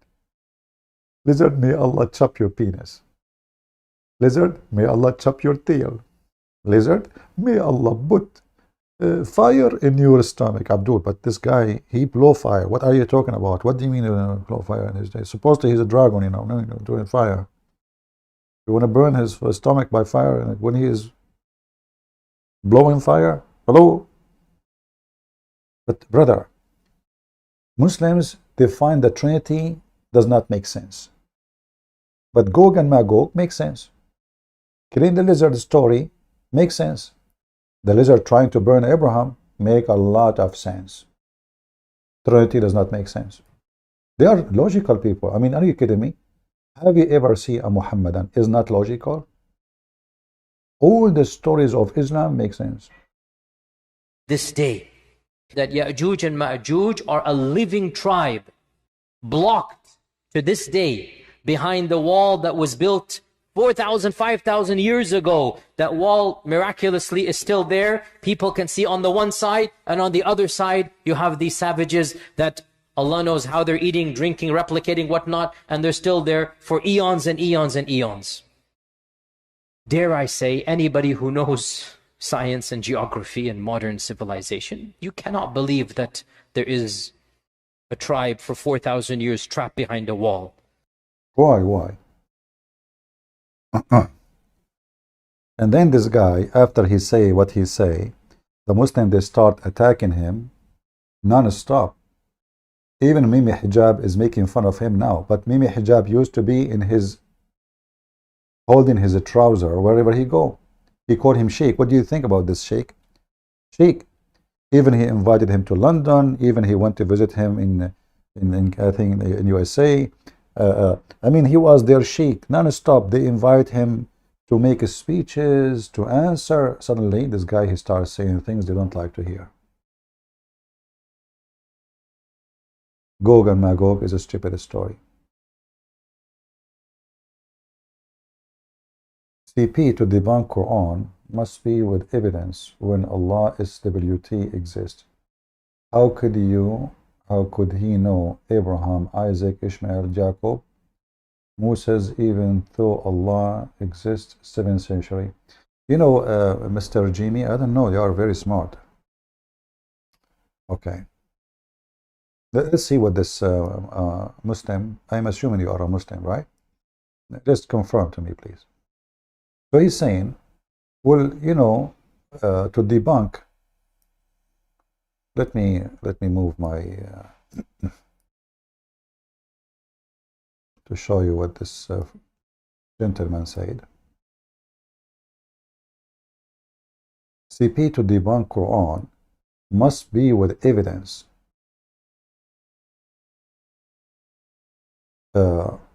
When Allah SWT exists, how could he, I think he want to say Muhammad, how he knew Abraham, Isaac, Ishmael, Jacob, Moses, even though Allah SWT exists 7th century?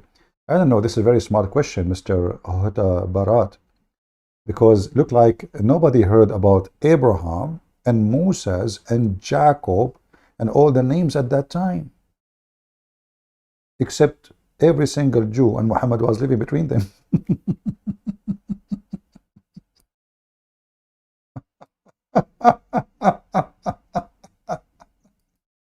I mean, look guys, how he knew this. What the heck?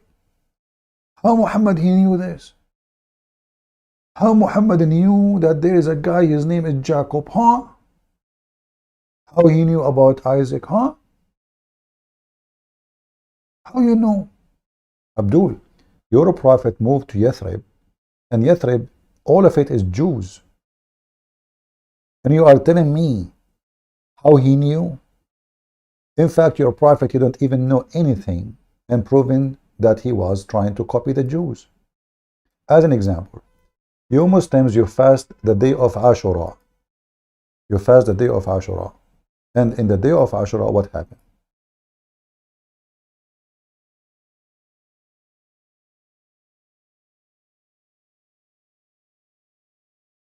Muhammad, he came to the city of Medina, which is Yathrib, the city of the Jews. He found the Jews fasting. He said to them, what are you fasting? What is this? They said to him, this is the day when Moses and the children of Israel, they crossed the sea. And that's why we fasted. So Muhammad said, okay, you know what? As long as this is what happened, I will fast it, and we are more close to Moses than you. As you see, Muhammad, he is copying the Jews. He heard the Jews saying, this is the day Moses fasted. Muhammad, without permission from his God, he decided to fast this day, and he claimed if you fast this day, actually, your sin for the previous sin, the previous year, and the coming year is forgiven. He started fabricating a reward. It's in front of you. Are you going to say to me, this is da'if? This is da'if. By the way, for those who speak Arabic, I will make a video, I hope soon, maybe a ramble, for a sheikh, Shia sheikh, in Arabic. That will be very only Arabic, okay, for those who speak Arabic. So tell your friends about it, and I will see which day I will do it. That will be an Arabic video only. So as you see, Muhammad is just a fraud, copying the Jews. How you copy a day of fasting blindly? Don't you say the Jews are liars? The whole Quran saying the Jews are liars. So you see Jews fasting. What if they are fasting for even wrong occasion? What if it's for pagan occasion? Don't those people worship Uzair, supposedly the son of Allah? Shouldn't Muhammad take the command of fasting from his God?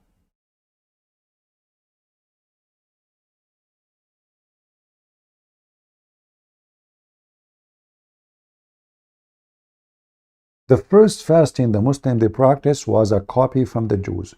Then Muhammad, he came with Ramadan. Ramadan, he's taken from the Sabian. The Sabian, they celebrate the moon. The new moon, when it appears in different village, they move to that village and celebrate the new moon. And this is what the Quran is saying. When you sight the crescent moon. The crescent moon. Not Ramadan, the word Ramadan. You know, it says, Shahr Ramadan. Shahr, what Shahr? Shahr mean, in the language today, is used as the word month, but this is wrong. The word Shahr mean a moon, specifically crescent moon. So when you sight the moon of Ramadan,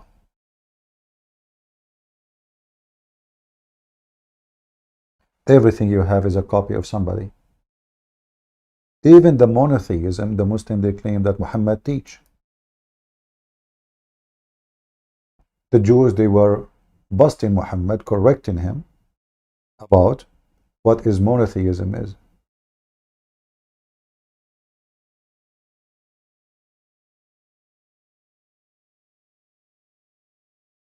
Read it.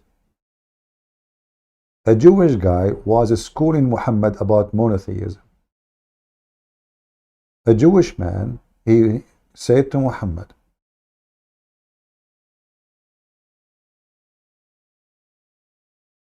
a Jewish man teaching Muhammad monotheism. The stupid Muhammad do not know what monotheism. They brag about monotheism, but the fact they are pagan. And then Muhammad, he took what the Jews said, and Islam changed. So they start practicing as this Jewish man, which we do not know his name, said to Muhammad. The Jew, he said to Muhammad, you say this, you do that, and this is associating with God. Did Muhammad say to him, you are wrong? Muhammad, he ordered them, do as he said. From now on, don't say this. Do you see how serious the accusation is? The Jewish man said to him, you sit up, you are setting up rivals to Allah and associating other with him. This is what the Jew said to Muhammad. Did Muhammad say, no, we don't? No. Muhammad, he told them from now on, do as he said, which means the Jew was right. So where was Allah all this time? Why Allah did not tell Muhammad, he idiot, you are mushrik. You are committing shirk. How come it was a Jew who corrected the pathway of Muhammad for what they call monotheism? Muhammad was not a monotheist, and he is not until now. Imagine if today we have Muhammad. He have a YouTube channel, so we can imagine how big the YouTube channel, how many 100 million subscribers. Then a Jew, Jack Shalom from Jerusalem, he called. Habibi Muhammad, Habibi, I have a question for you. You do associate with Allah and you associate others with Him by saying whatever Allah wills and you will. And you say by the Kaaba. They swear by the Kaaba. They worship the Kaaba, obviously. They swear by the Kaaba. So Muhammad, he didn't say, you are wrong. Let me refute you. Let me get you busted. Muhammad, he said to them. So he commanded them from now on, when you take an oath, say by Allah, the Lord of the Kaaba. Don't swear by the Kaaba. And say whatever Allah wills, and then what you will. So Muhammad now, he have a new move in how to understand his own God, and that because of a Jew. So how Muhammad can be a prophet of God?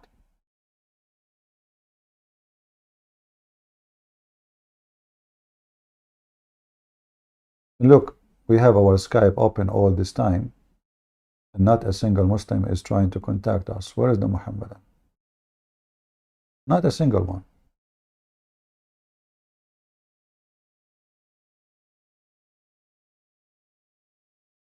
There's only one Muslim. He texted me. He want to show me his penis. I don't think even this one you have it.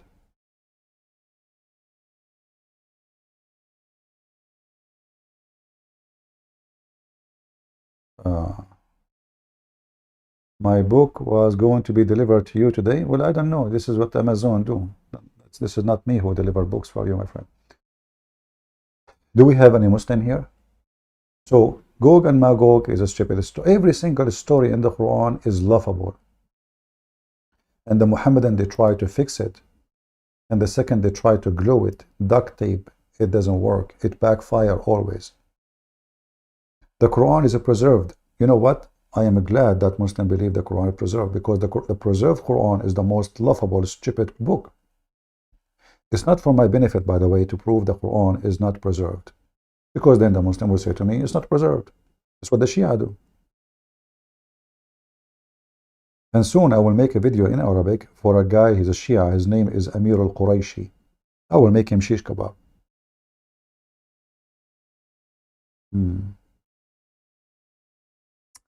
Look at New York, our Islamic prayer in every corner. My friend, in your Islamic countries, nobody praying. In New York, what are you talking about? In New York, the one you are talking about, those are the Nation of Islam. Those are a group of racist African who they believe that Muhammad was a black man. If I play for you what they believe in, you will vomit. So you are just as stupid like the rest. You see the Muhammadan, one of the things about them, you say to them, is the Shia Muslim? A'udhu billah, the Shia are not Muslims. Is the Sufi Muslim? No, the Sufi are not Muslims. Okay, is the Ahmadiyya Muslim? No, the Ahmadiyya not Muslim. Is the Druze Muslim? No, not Muslims. Is the Salafi Muslims? Oh, those are kuffar, man. Those are... Okay, is ISIS Muslim? A'udhu billah, they are not Islam. Okay, Al-Qaeda, Osama bin Laden. No, they are not Muslims. This is not Islam, brother. Okay, so who is Muslim? And then suddenly they say to you, Muslims everywhere. When they want, nobody is a Muslim. When they want, everybody is a Muslim. If I search right now, the cat is not walking in the Quran. That is a Muslim cat. Even the cat became Muslims. When they want, everything is a Muslim. Brother, everything. You know what everything is? Everything is a Muslim.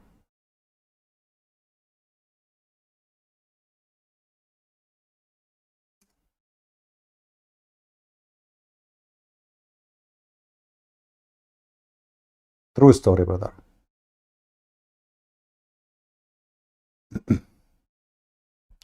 You know, I noticed that, me myself, that cats, they are Muslims since I was a child. Like, how you explain to me the cat doing ablution?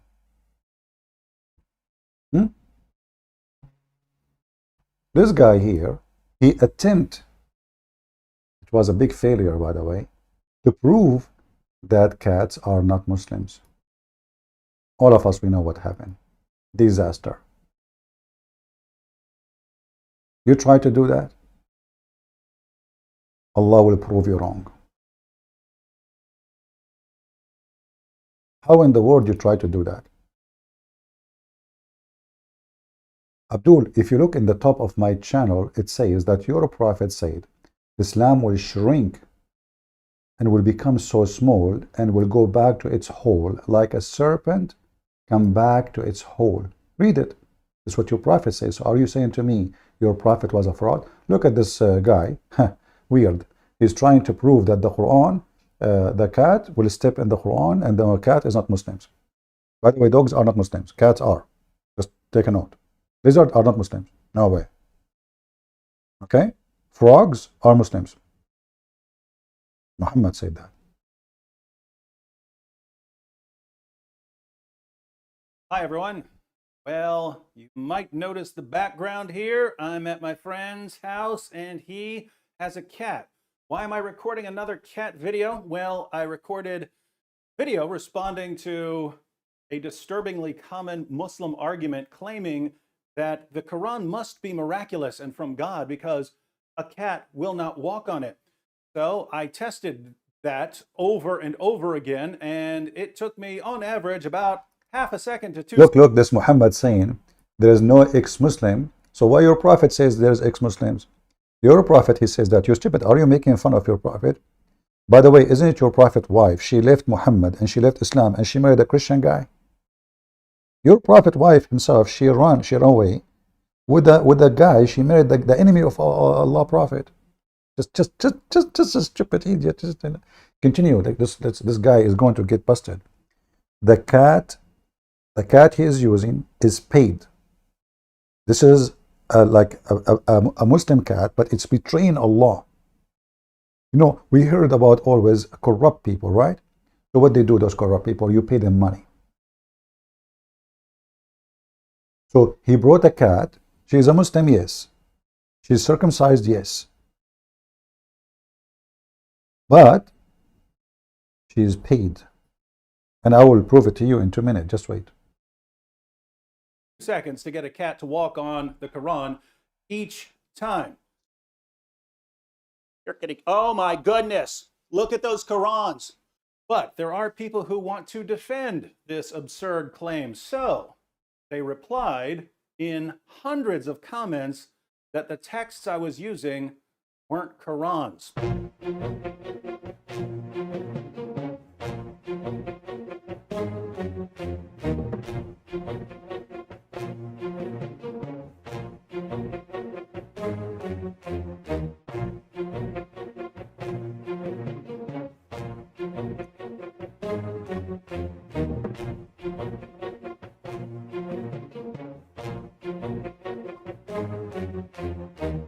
Okay, so this is the number one got busted. This is not Quran.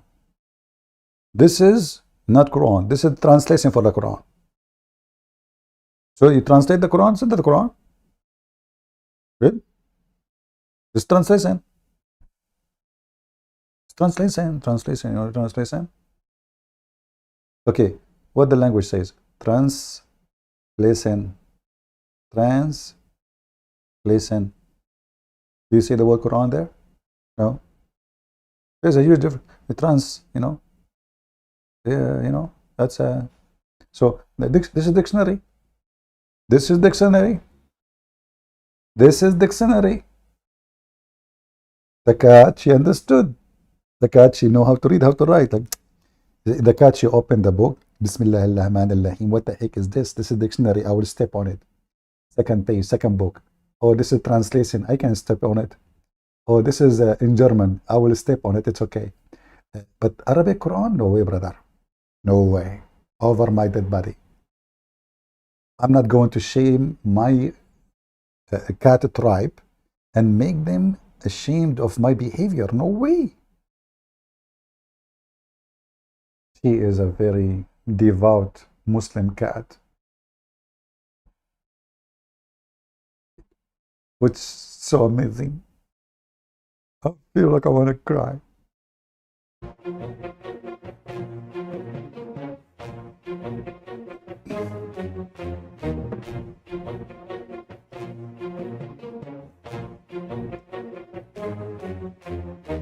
And I have right here the text I was using.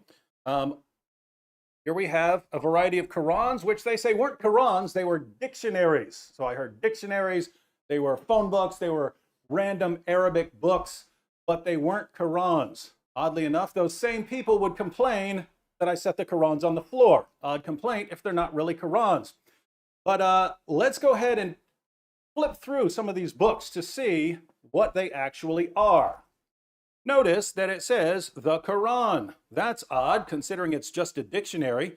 You can zoom in on this and see it in the original video. Arabic text with corresponding English meanings. And what you have here is you have the English translation over here and you have the Arabic. This is the full. This is not the Quran still. This is, brother. This is still not the Quran. Because the cat, she received a permission from Allah to walk in a book, have mixed languages. Prophet of Allah, peace be upon him, he said, if a cat, she wished to walk in a book, have mixed languages with the Quran, it's halal. Prophet Muhammad said, if the book is all in Arabic Quran, haram. And if you don't believe me, go to www.muslimcats.com and you can see the fatwa right away. All the rules of the cats, the Muslim cats. As an example, a Muslim cat, she can eat only halal mice. Yeah, like when they chase the mice, they say in Allahu Akbar, they kill the mice, they eat it. But if there's no Allahu Akbar, it's not halal. They have to be halal. Okay? A Muslim rat, when he pisses, he have to shake his penis 3 times. Even it's so small, he can still shake it. Trust me.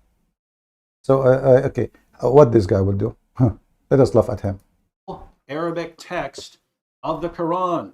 You have the entire Quran from Surah 1 all the way to Surah 114. The entire Arabic text of the Quran. Here we also have the Quran. We have the full Arabic text and English translation, some notes and so on.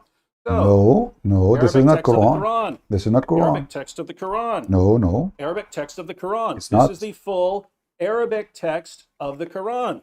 Here we have. Don't waste your time, especially with the Muslims. Ask my cousins. 2 of my cousins, they went for hunting. One of them, his name is Ahmad. The other one, his name is Muhammad. Ahmad, he said to Muhammad, you see that thing next to the tree? This is a goat. Muhammad, he said to him, listen, this is not a goat. This is a bird. Ahmad, he said to Muhammad, well, this is a goat. Muhammad, he insists, he said, this is a bird. So Ahmad, he said, okay, let us shoot at it. If it does a fly, it's going to be a bird. So Ahmad, he shot. And at the fly, Muhammad, he answered, Ahmad saying, okay, you know what? It is a goat even if it does a fly. Hello? So you want to convince us, Abdul? It's a goat even if it does a fly. We are very sensible, reasonable people. We are people of logic, brother. Like, come on. When the Prophet, he said that, what is the name of the animal? Hold on. Oh, you know what? We have a hadith about the lizard converting to Islam. The lizard, he said, Shahada.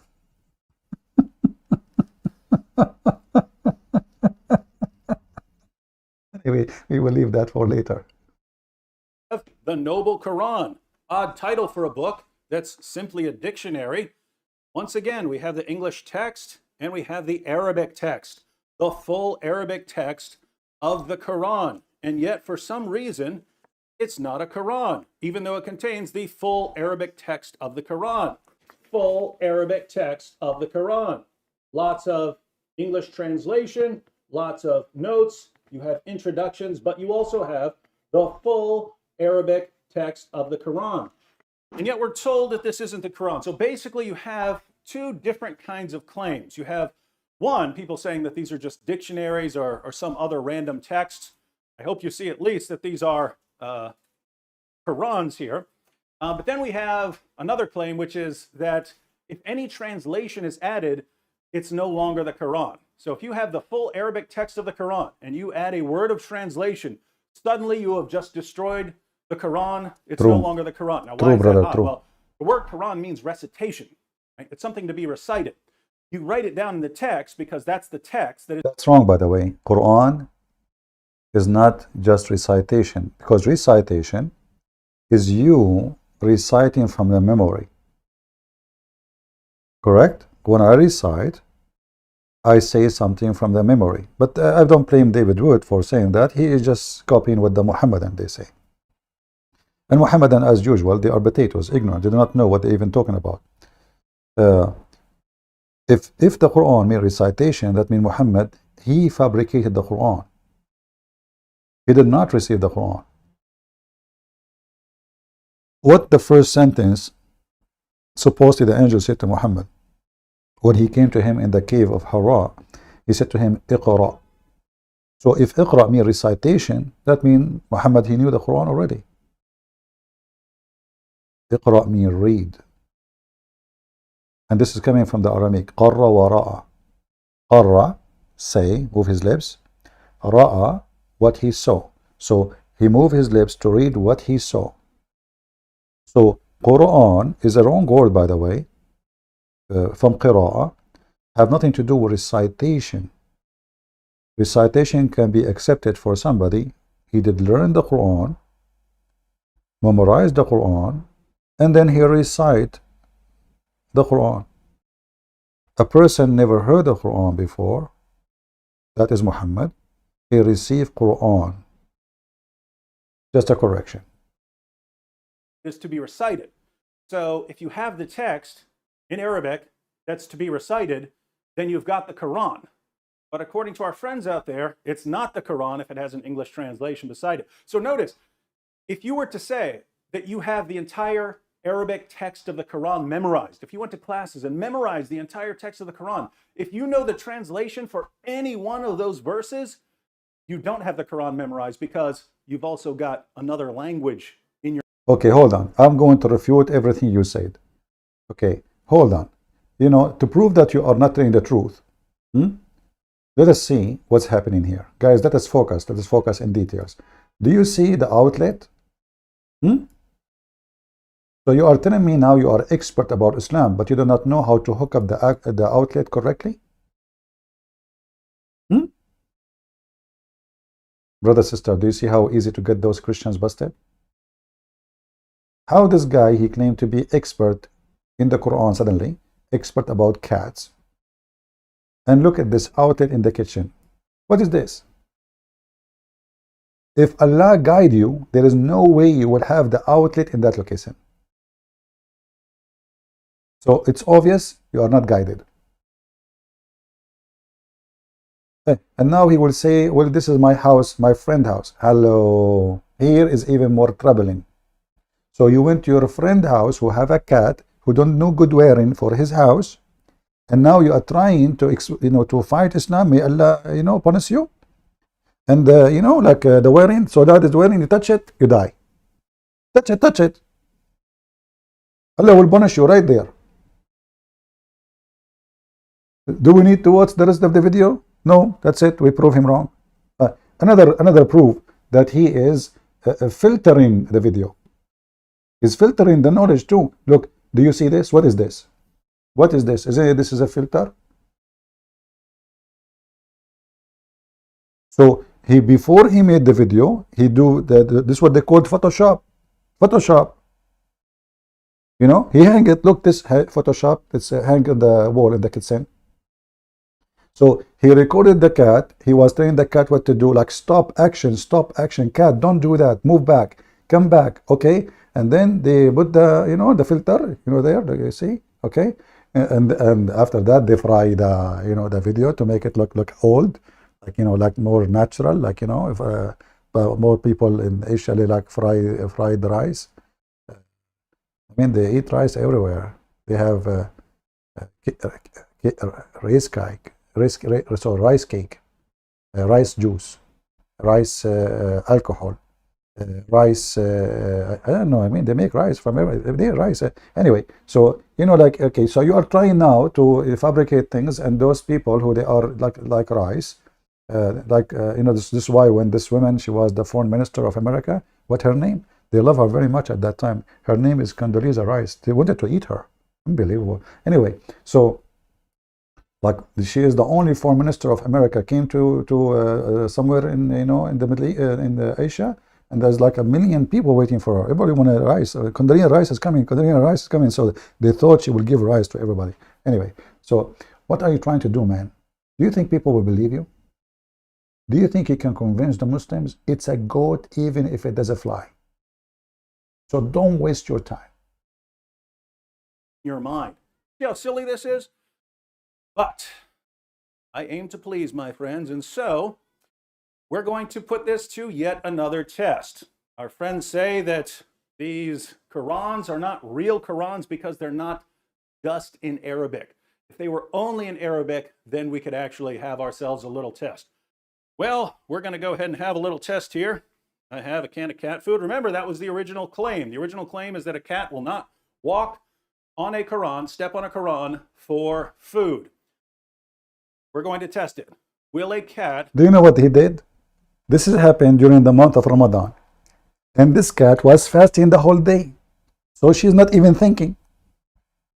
Imagine you're fasting the whole day, sleeping cat. This is what the Muslims do. They claim they are fasting. What they do actually the opposite. They don't even fast. They get fatter. They gain weight in Ramadan. They eat more and they spend the whole day sleeping.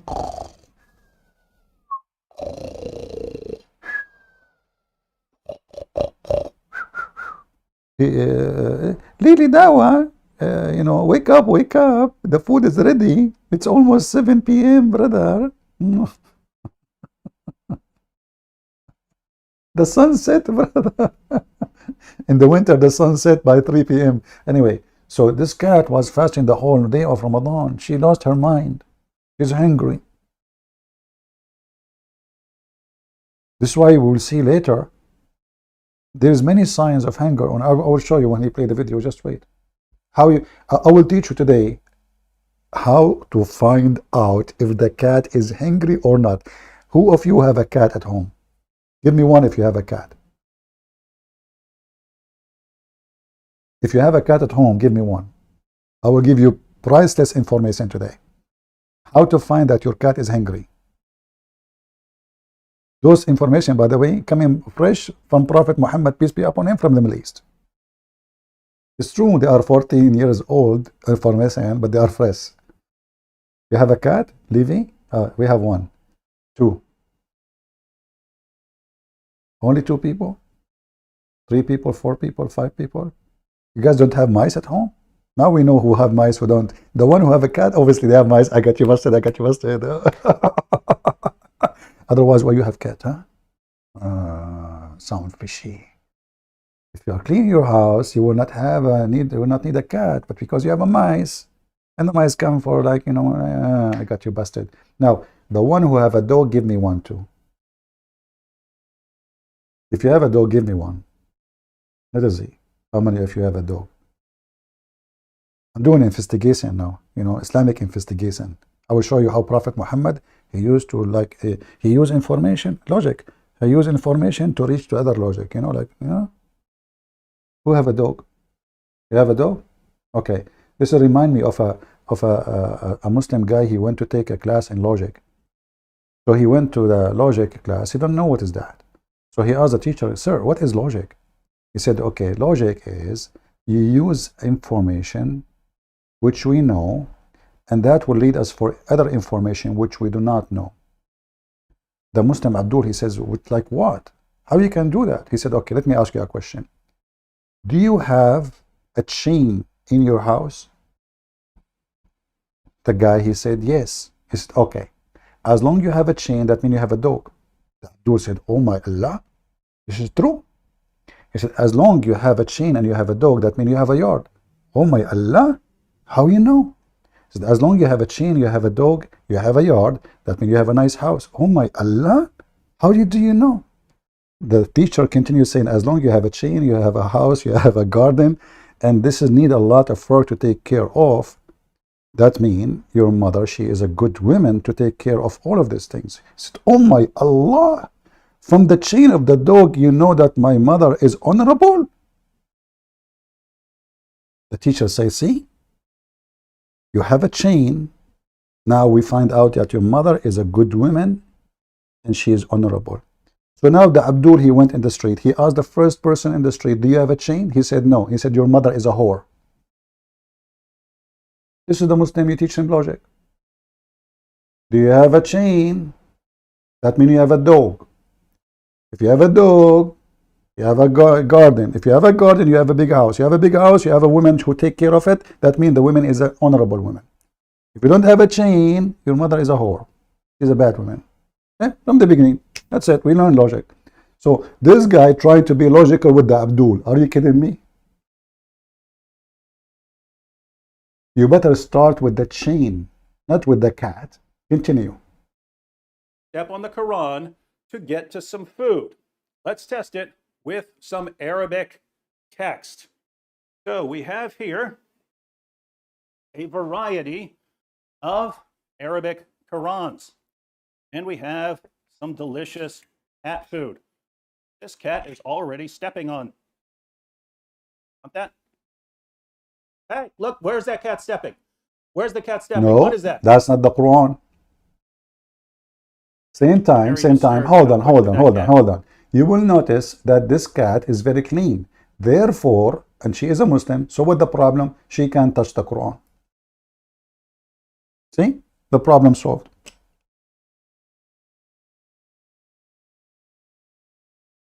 Very clean. And she is a Muslim cat. So she is allowed to touch the Quran. What's the problem? We got you busted. Unbelievable. Do we have any Muslim here? Stepped on the Quran, and it's currently stepping on multiple Qurans. No way. What's wrong with this cat? What's this book? You tell me what this book is. Not Quran. Okay, this is yellow pages. Here it says the phone number of Zakir Naik. Let me read for you in Arabic. If you like to call Zakir Naik, peace be upon him, call this following number. 002050, which means 00000000. Hello? Victor Zakir Naik? With him, Prince. First of all, this is my number and you are lying to the people. What do you mean? Not your number? And then the word that the number starts with 000, and then the whole number is 0. So how you can call somebody, all his number is 0. Abdul, how you can call Allah, you never saw him? You never heard him? How come Allah, he never even spoke to Muhammad? So how come you Muslims pray to Allah, calling 000000 every day? And not only that, you say to him what he said. It's the answering machine. Bismillahirrahmanirrahim. Alhamdulillahi Rabbil Alameen. And you hang up the line. So how you explain that? First of all, we are not going 0. Allah, and then he come every night in the third part of the night. And then you ask what the heck? I can understand nothing what he said. The logic of Islam that Muhammad, God, he come every day in the third part of the night. He come what? Every day in the third part of the night. You know, you Muslims, your God is a yo-yo. He come down every night in the third part of... Are you worshipping Mr. Yo-Yo? Every night. Flat earth believers. He come down every night. Hey, Zakir Naik, don't call me. I'm not going to answer you. Don't try. Get some breath. First of all, I can do it with you, even with the phone. How you can get in the line? I did not even answer the phone. Get some breath. Allah support me. So how come Allah did not support Muhammad when he saw the dream that the enemy will be very few? When they went there, they were very many. So how come you explain that? It's very simple.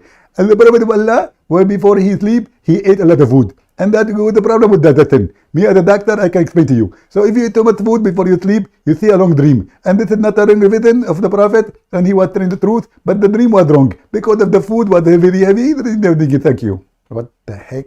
The Prophet, he saw the wrong dream. The enemy was very few. But in the war, they found him 5-6 times more.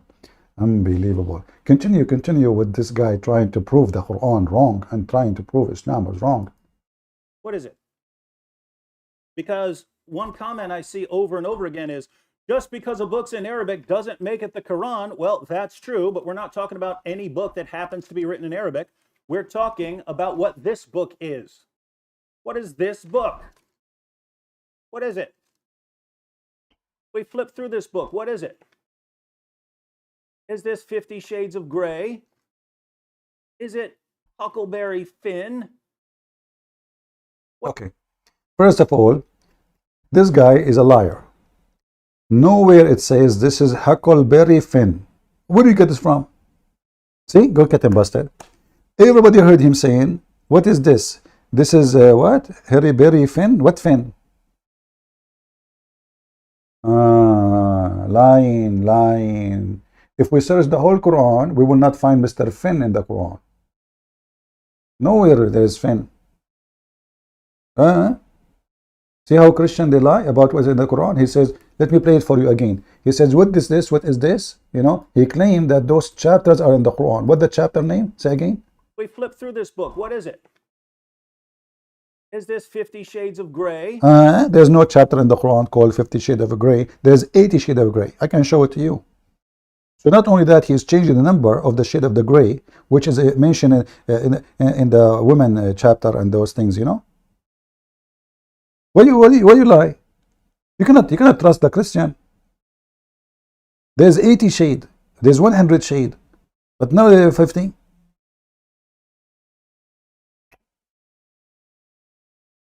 Is it Huckleberry Finn? Yes, this is not Huggle Fairy. That's why you are lying. Huggle what? This is how we know that David Wood, he watched a lot of cartoon. What is it? Is it The Adventures of Tom Sawyer? Yes. What is this book? Prophet Muhammad, before he changed his name to Muhammad, his name was Tom and Jerry. How about food that's not fancy at all? What about regular dry cat food? Regular dry cat food. Come on. Come on. You willing to walk on that Quran? That cat is walking right on the Quran. Wasn't that the claim? Hang on. Because people also said that because I had more than one Quran there, that somehow disturbs the Quran. I mean, the whole rag is a Quran. Do you see what they have in the floor? You do not need the book. You have the Quran on the floor because the rag, you see guys what they have under the book? They have Quran. The rag is Quran. So already, I mean, if there is no book, the cat is more. Anyway, what's stupid religion? Do we have any Muhammadan? No Muhammadans calling us. Nobody there. Nobody there. I will make you go in the corner. It doesn't matter what room you sit in. Is it a circle or a square? Any Abdul? So Islam, brother, solve our problems? So why you Muslims are messed up?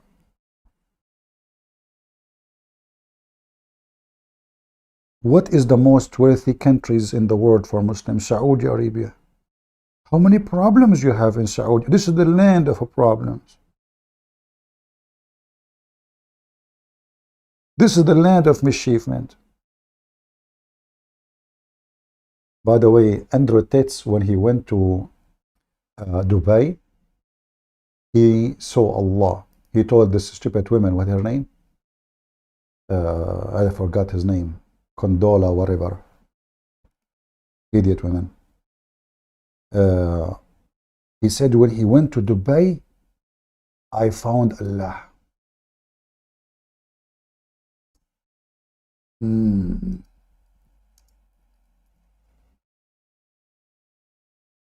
Yeah. I found Allah there too.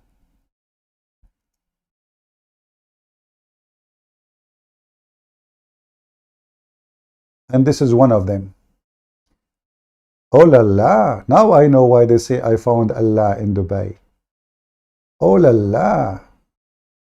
Look how clean the street too. Oh la la. And the prostitute. Look at the prostitute in every corner. Brother, I found Allah in Dubai. Did you find Allah in Dubai too? Ah, I found Allah in Dubai. Every there in Dubai, Allah is located. Look, this is Allah. This is Allah too. This is all Allah. Allah. Yeah, very religious, country, Dubai. I mean, yeah, nightlife in Dubai. The Allah is all over the place. Look at this Allah here. This Allah is shaking. I don't know if I can show you this one. What are they doing? Oh Allah. Oh Allah. Guys, I have to go. I better go. This is too much Allah. Allah in Dubai. So he saw Allah in Dubai. Yeah. Are you sure, Androtids? Yes, brother, I saw Allah in Dubai. Did you see Allah in Kuwait and Oman? In Pakistan, Bachabazi? Yeah. Islamic countries, brother. Islam solve all the problem. Look. Here I see bigger Allah. Look at this. Subhanallah. Subhanallah. Subhanallah. Ya la la, oh la la. What those women are doing? Oof, that's hot. That's explaining global warming. Oof. It's exactly how Muslims they pray to Allah. Look at this. Subhanallah, Subhanallah. What are they making like a mix of shake? Is that a shake? How you make shake?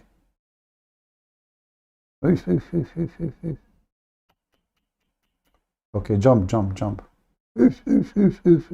What she's doing? What the heck is that? Okay, what the heck is that? I found Allah. Say MashaAllah. I found Allah. Oh la la. Look, and they are wearing hijab, to be honest with you. Look at this. You cannot even see their face.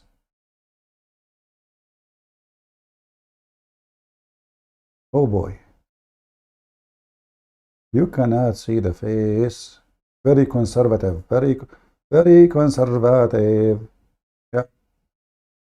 Look, what the heck is that? In the top of each other? That is really halal. What they are doing, brother, by the way. What? There is two in the bottom. One she bent over and the one is coming behind her. I'm not going to play the video because most of you are not a mature adult like me. Okay. Oof. Look, she's wearing hijab. Most of the video even we cannot see because they are overrated. Oh boy. Yeah, I want to go to Dubai and this is Dubai alone. If we go to Egypt, what will happen? Yeah, I just typed one word actually. I did not even type anything special.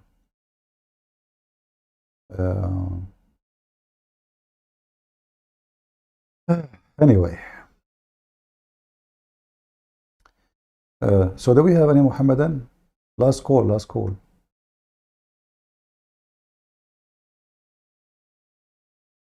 Is it true, one true sect from the 73? You see what, first of all, when Muhammad says, my nation will be 73 sect, he just admitted that his God failed. Because if Islam is a religion, Muhammad should not say a sect. What the Quran says? The Quran says, ad-dinu inda Allah Islam. The religion for Allah is Islam, not a sect. But Muhammad, he made Islam sect.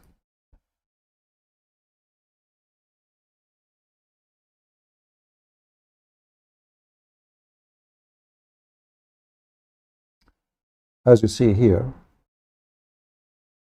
you see, sometimes words, they can go through, but if you think carefully, Muhammad is contradicting himself. Because in the Quran, the religion of Islam is the only thing is accepted, not a sect. So how he say that my people will be 73 sect and one of them will go to heaven? That means the one who will go to heaven is a sect of Islam, not all Islam.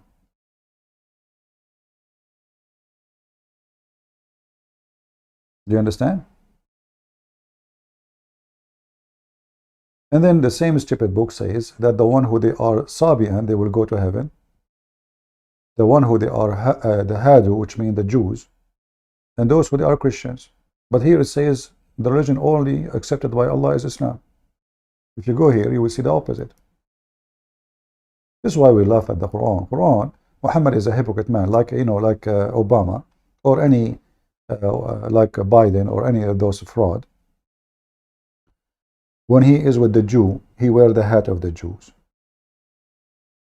When he is with the Christian, he holds the Bible. When he is with the Muslim, he prays Muhammad. Right? And this is Muhammad. When he was speaking to the Christians to make them believe in him, he says Christians, Jews, even Sabians who worship stars, they will go to heaven. All of those. But we just show you the other verse saying the only religion accepted is Islam. Very simple. Anyway, I think we had enough for today. And today we don't have too many people for some reason, maybe because it's people are going out. I want to say, guys, thank you. Did we have a good time? Who here did not like? Who here did not have a good time? If you don't have a good time, we have a gift for you. Subscription for 1 year to listen to the most advanced philosopher in the world, Ali Dawah. He is the one who discovered that God cannot be inside his creation, and he is the same philosopher who discovered that Allah entered his creation. So we can give you 1 year subscription to Lady Dawah, peace be upon her, who is the only Muslim is smart. God cannot be inside his creation. If he's inside the creation, he cannot be God. 2 days after, Allah is inside his creation.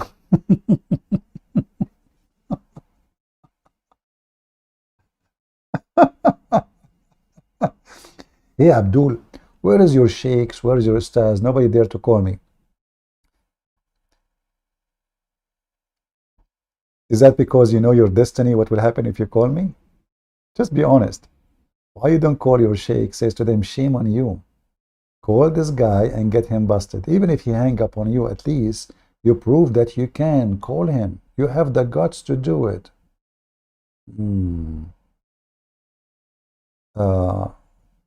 Five me your email. Why you want my email? Call me now. You do not need to email me. I'm not like Allah. I'm more real than Allah. You Muslim, you pray to Allah. Do your prayer go to Allah? The hadith says no. Call me. What email?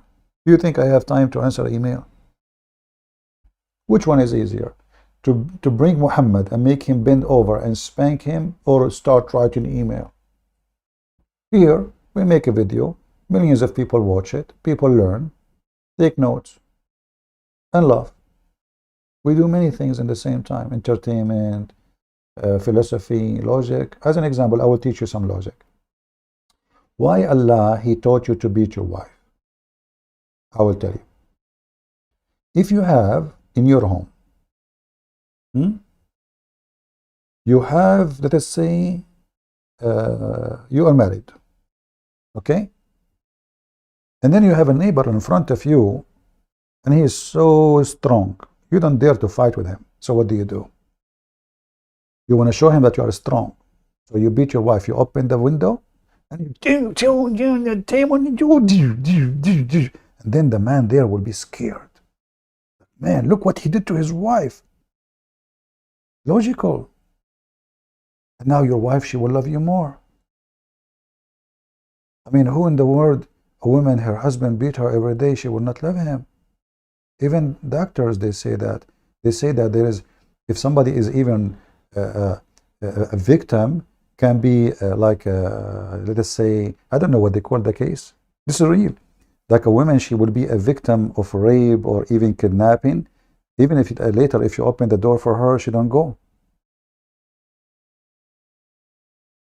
Because in her mindset, she cannot go anywhere. And she will be used for abuse. But this is a victim. This is a person who is suffering from mental illness.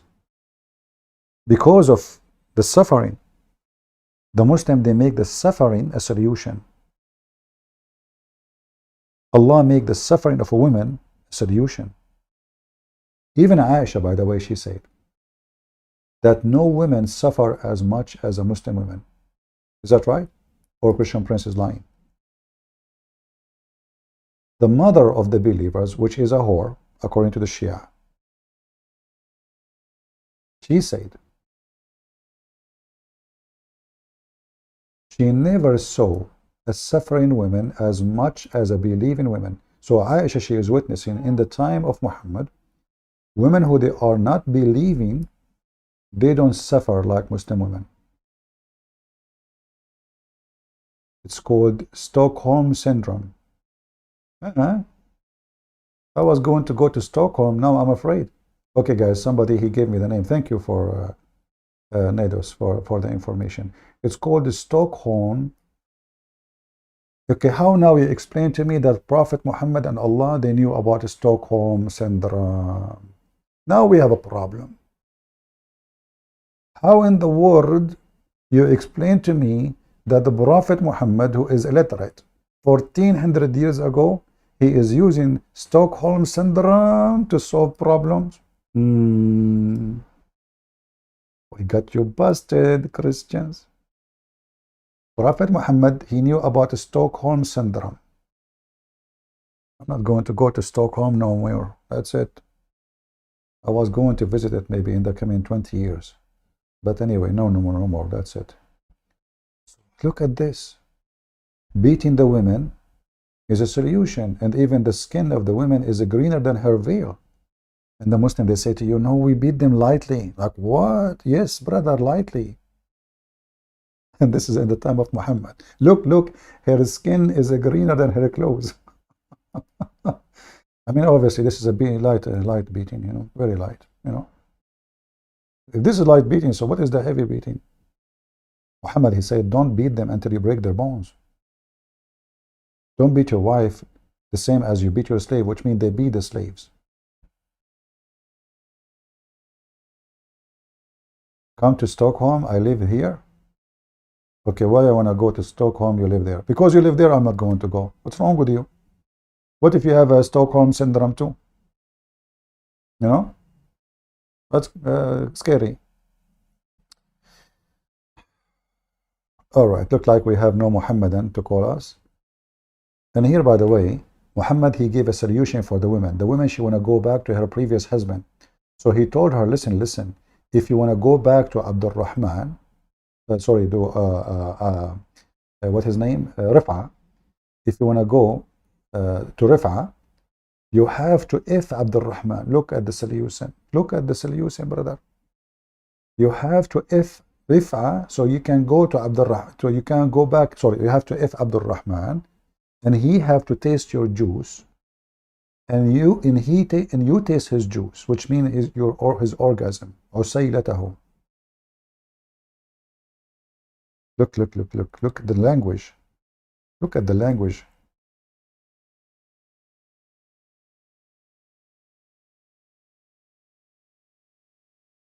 You have to taste his orgasm, and he have to taste your orgasm. And look how the Muslim, they translate the orgasm. Taste his sweetness. What the heck? What do you mean taste his sweetness? What is that? It is the orgasm. Orgasm. Look at the translation. Sweetness. And by the way, one of the funny things about the Muhammadan, this hadith is weak. You see it here? this hadith is weak, but this is the same hadith. Sahih.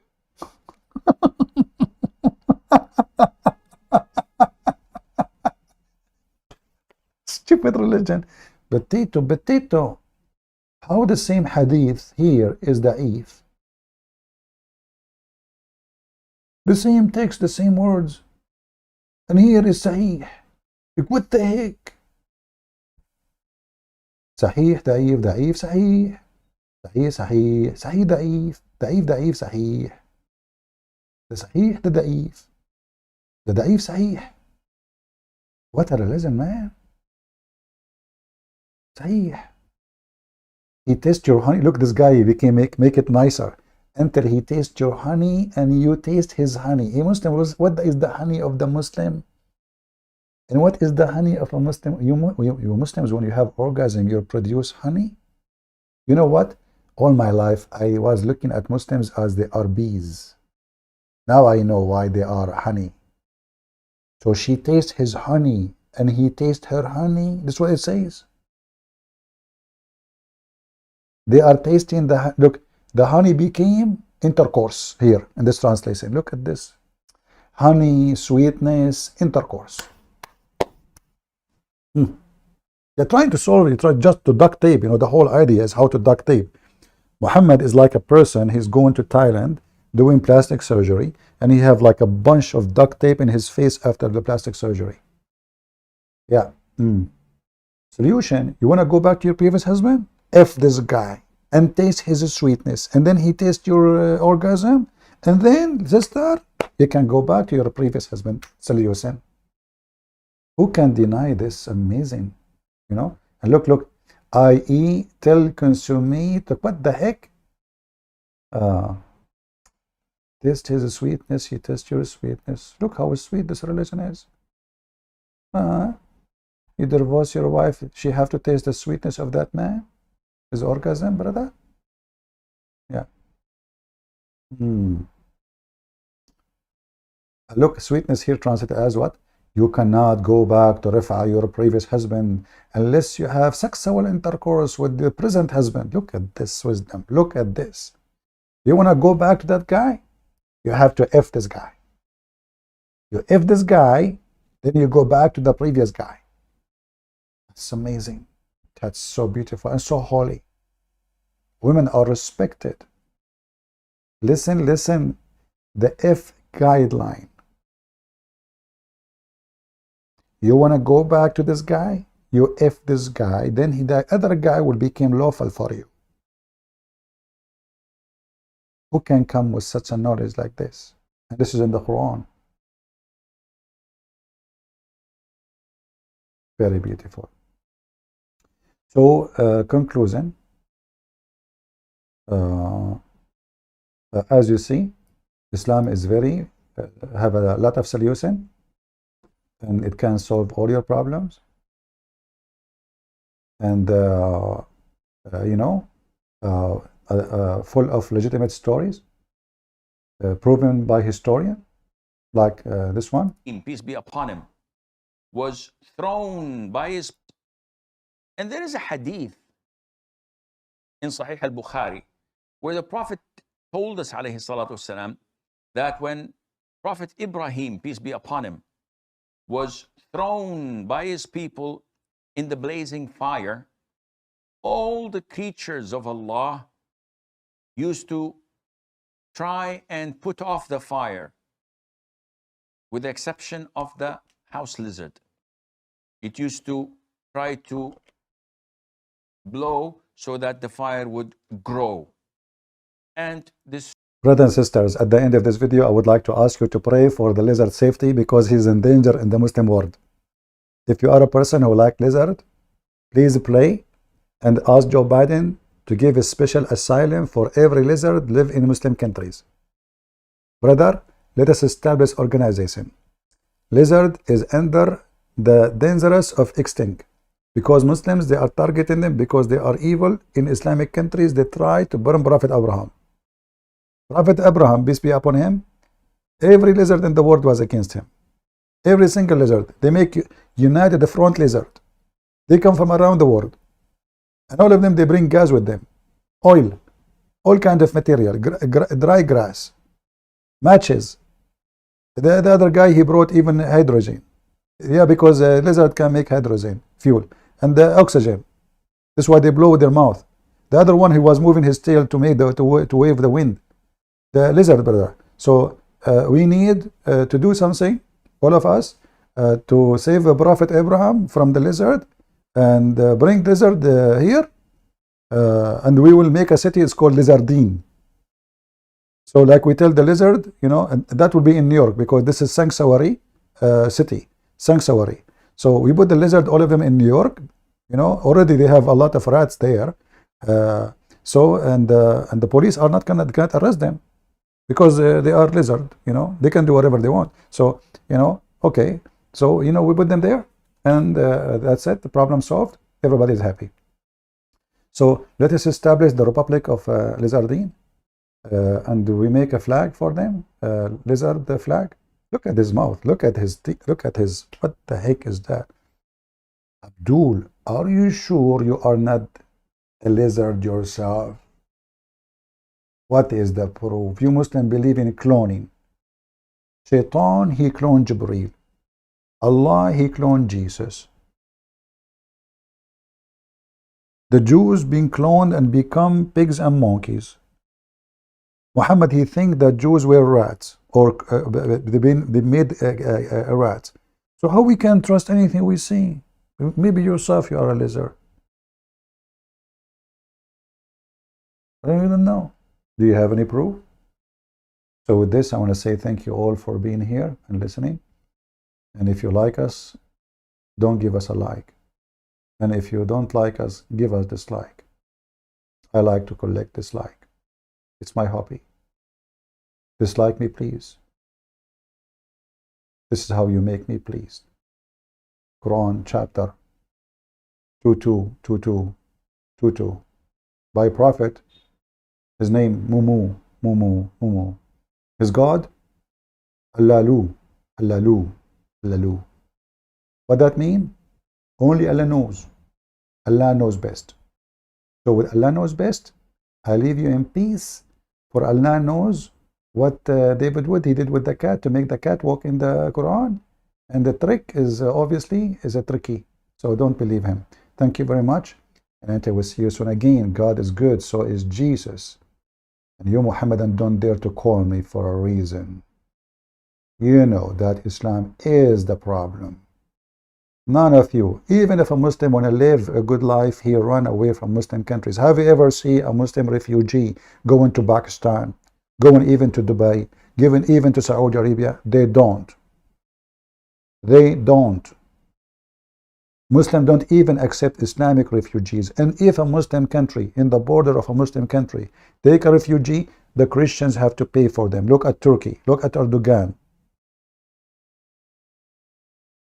He sucked the blood of the European. If you don't give me the money for the refugee here, I will let them across the borders. They don't do good for God. They do not know God. Pirate.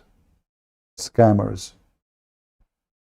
This is what Erdogan and people like him are. They claim to be believers, but the true believer is the one who act like Muhammad, and Muhammad was a pirate. He worshipped sex, he worshipped money, and he worshipped privilege for his penis in his pocket. And this is all what this cult is about. Islam is not even a religion. Whoever believes Islam is a religion is a fool. Thank you very much for being here. Until we see you again. God is good. So is Jesus. Thank you.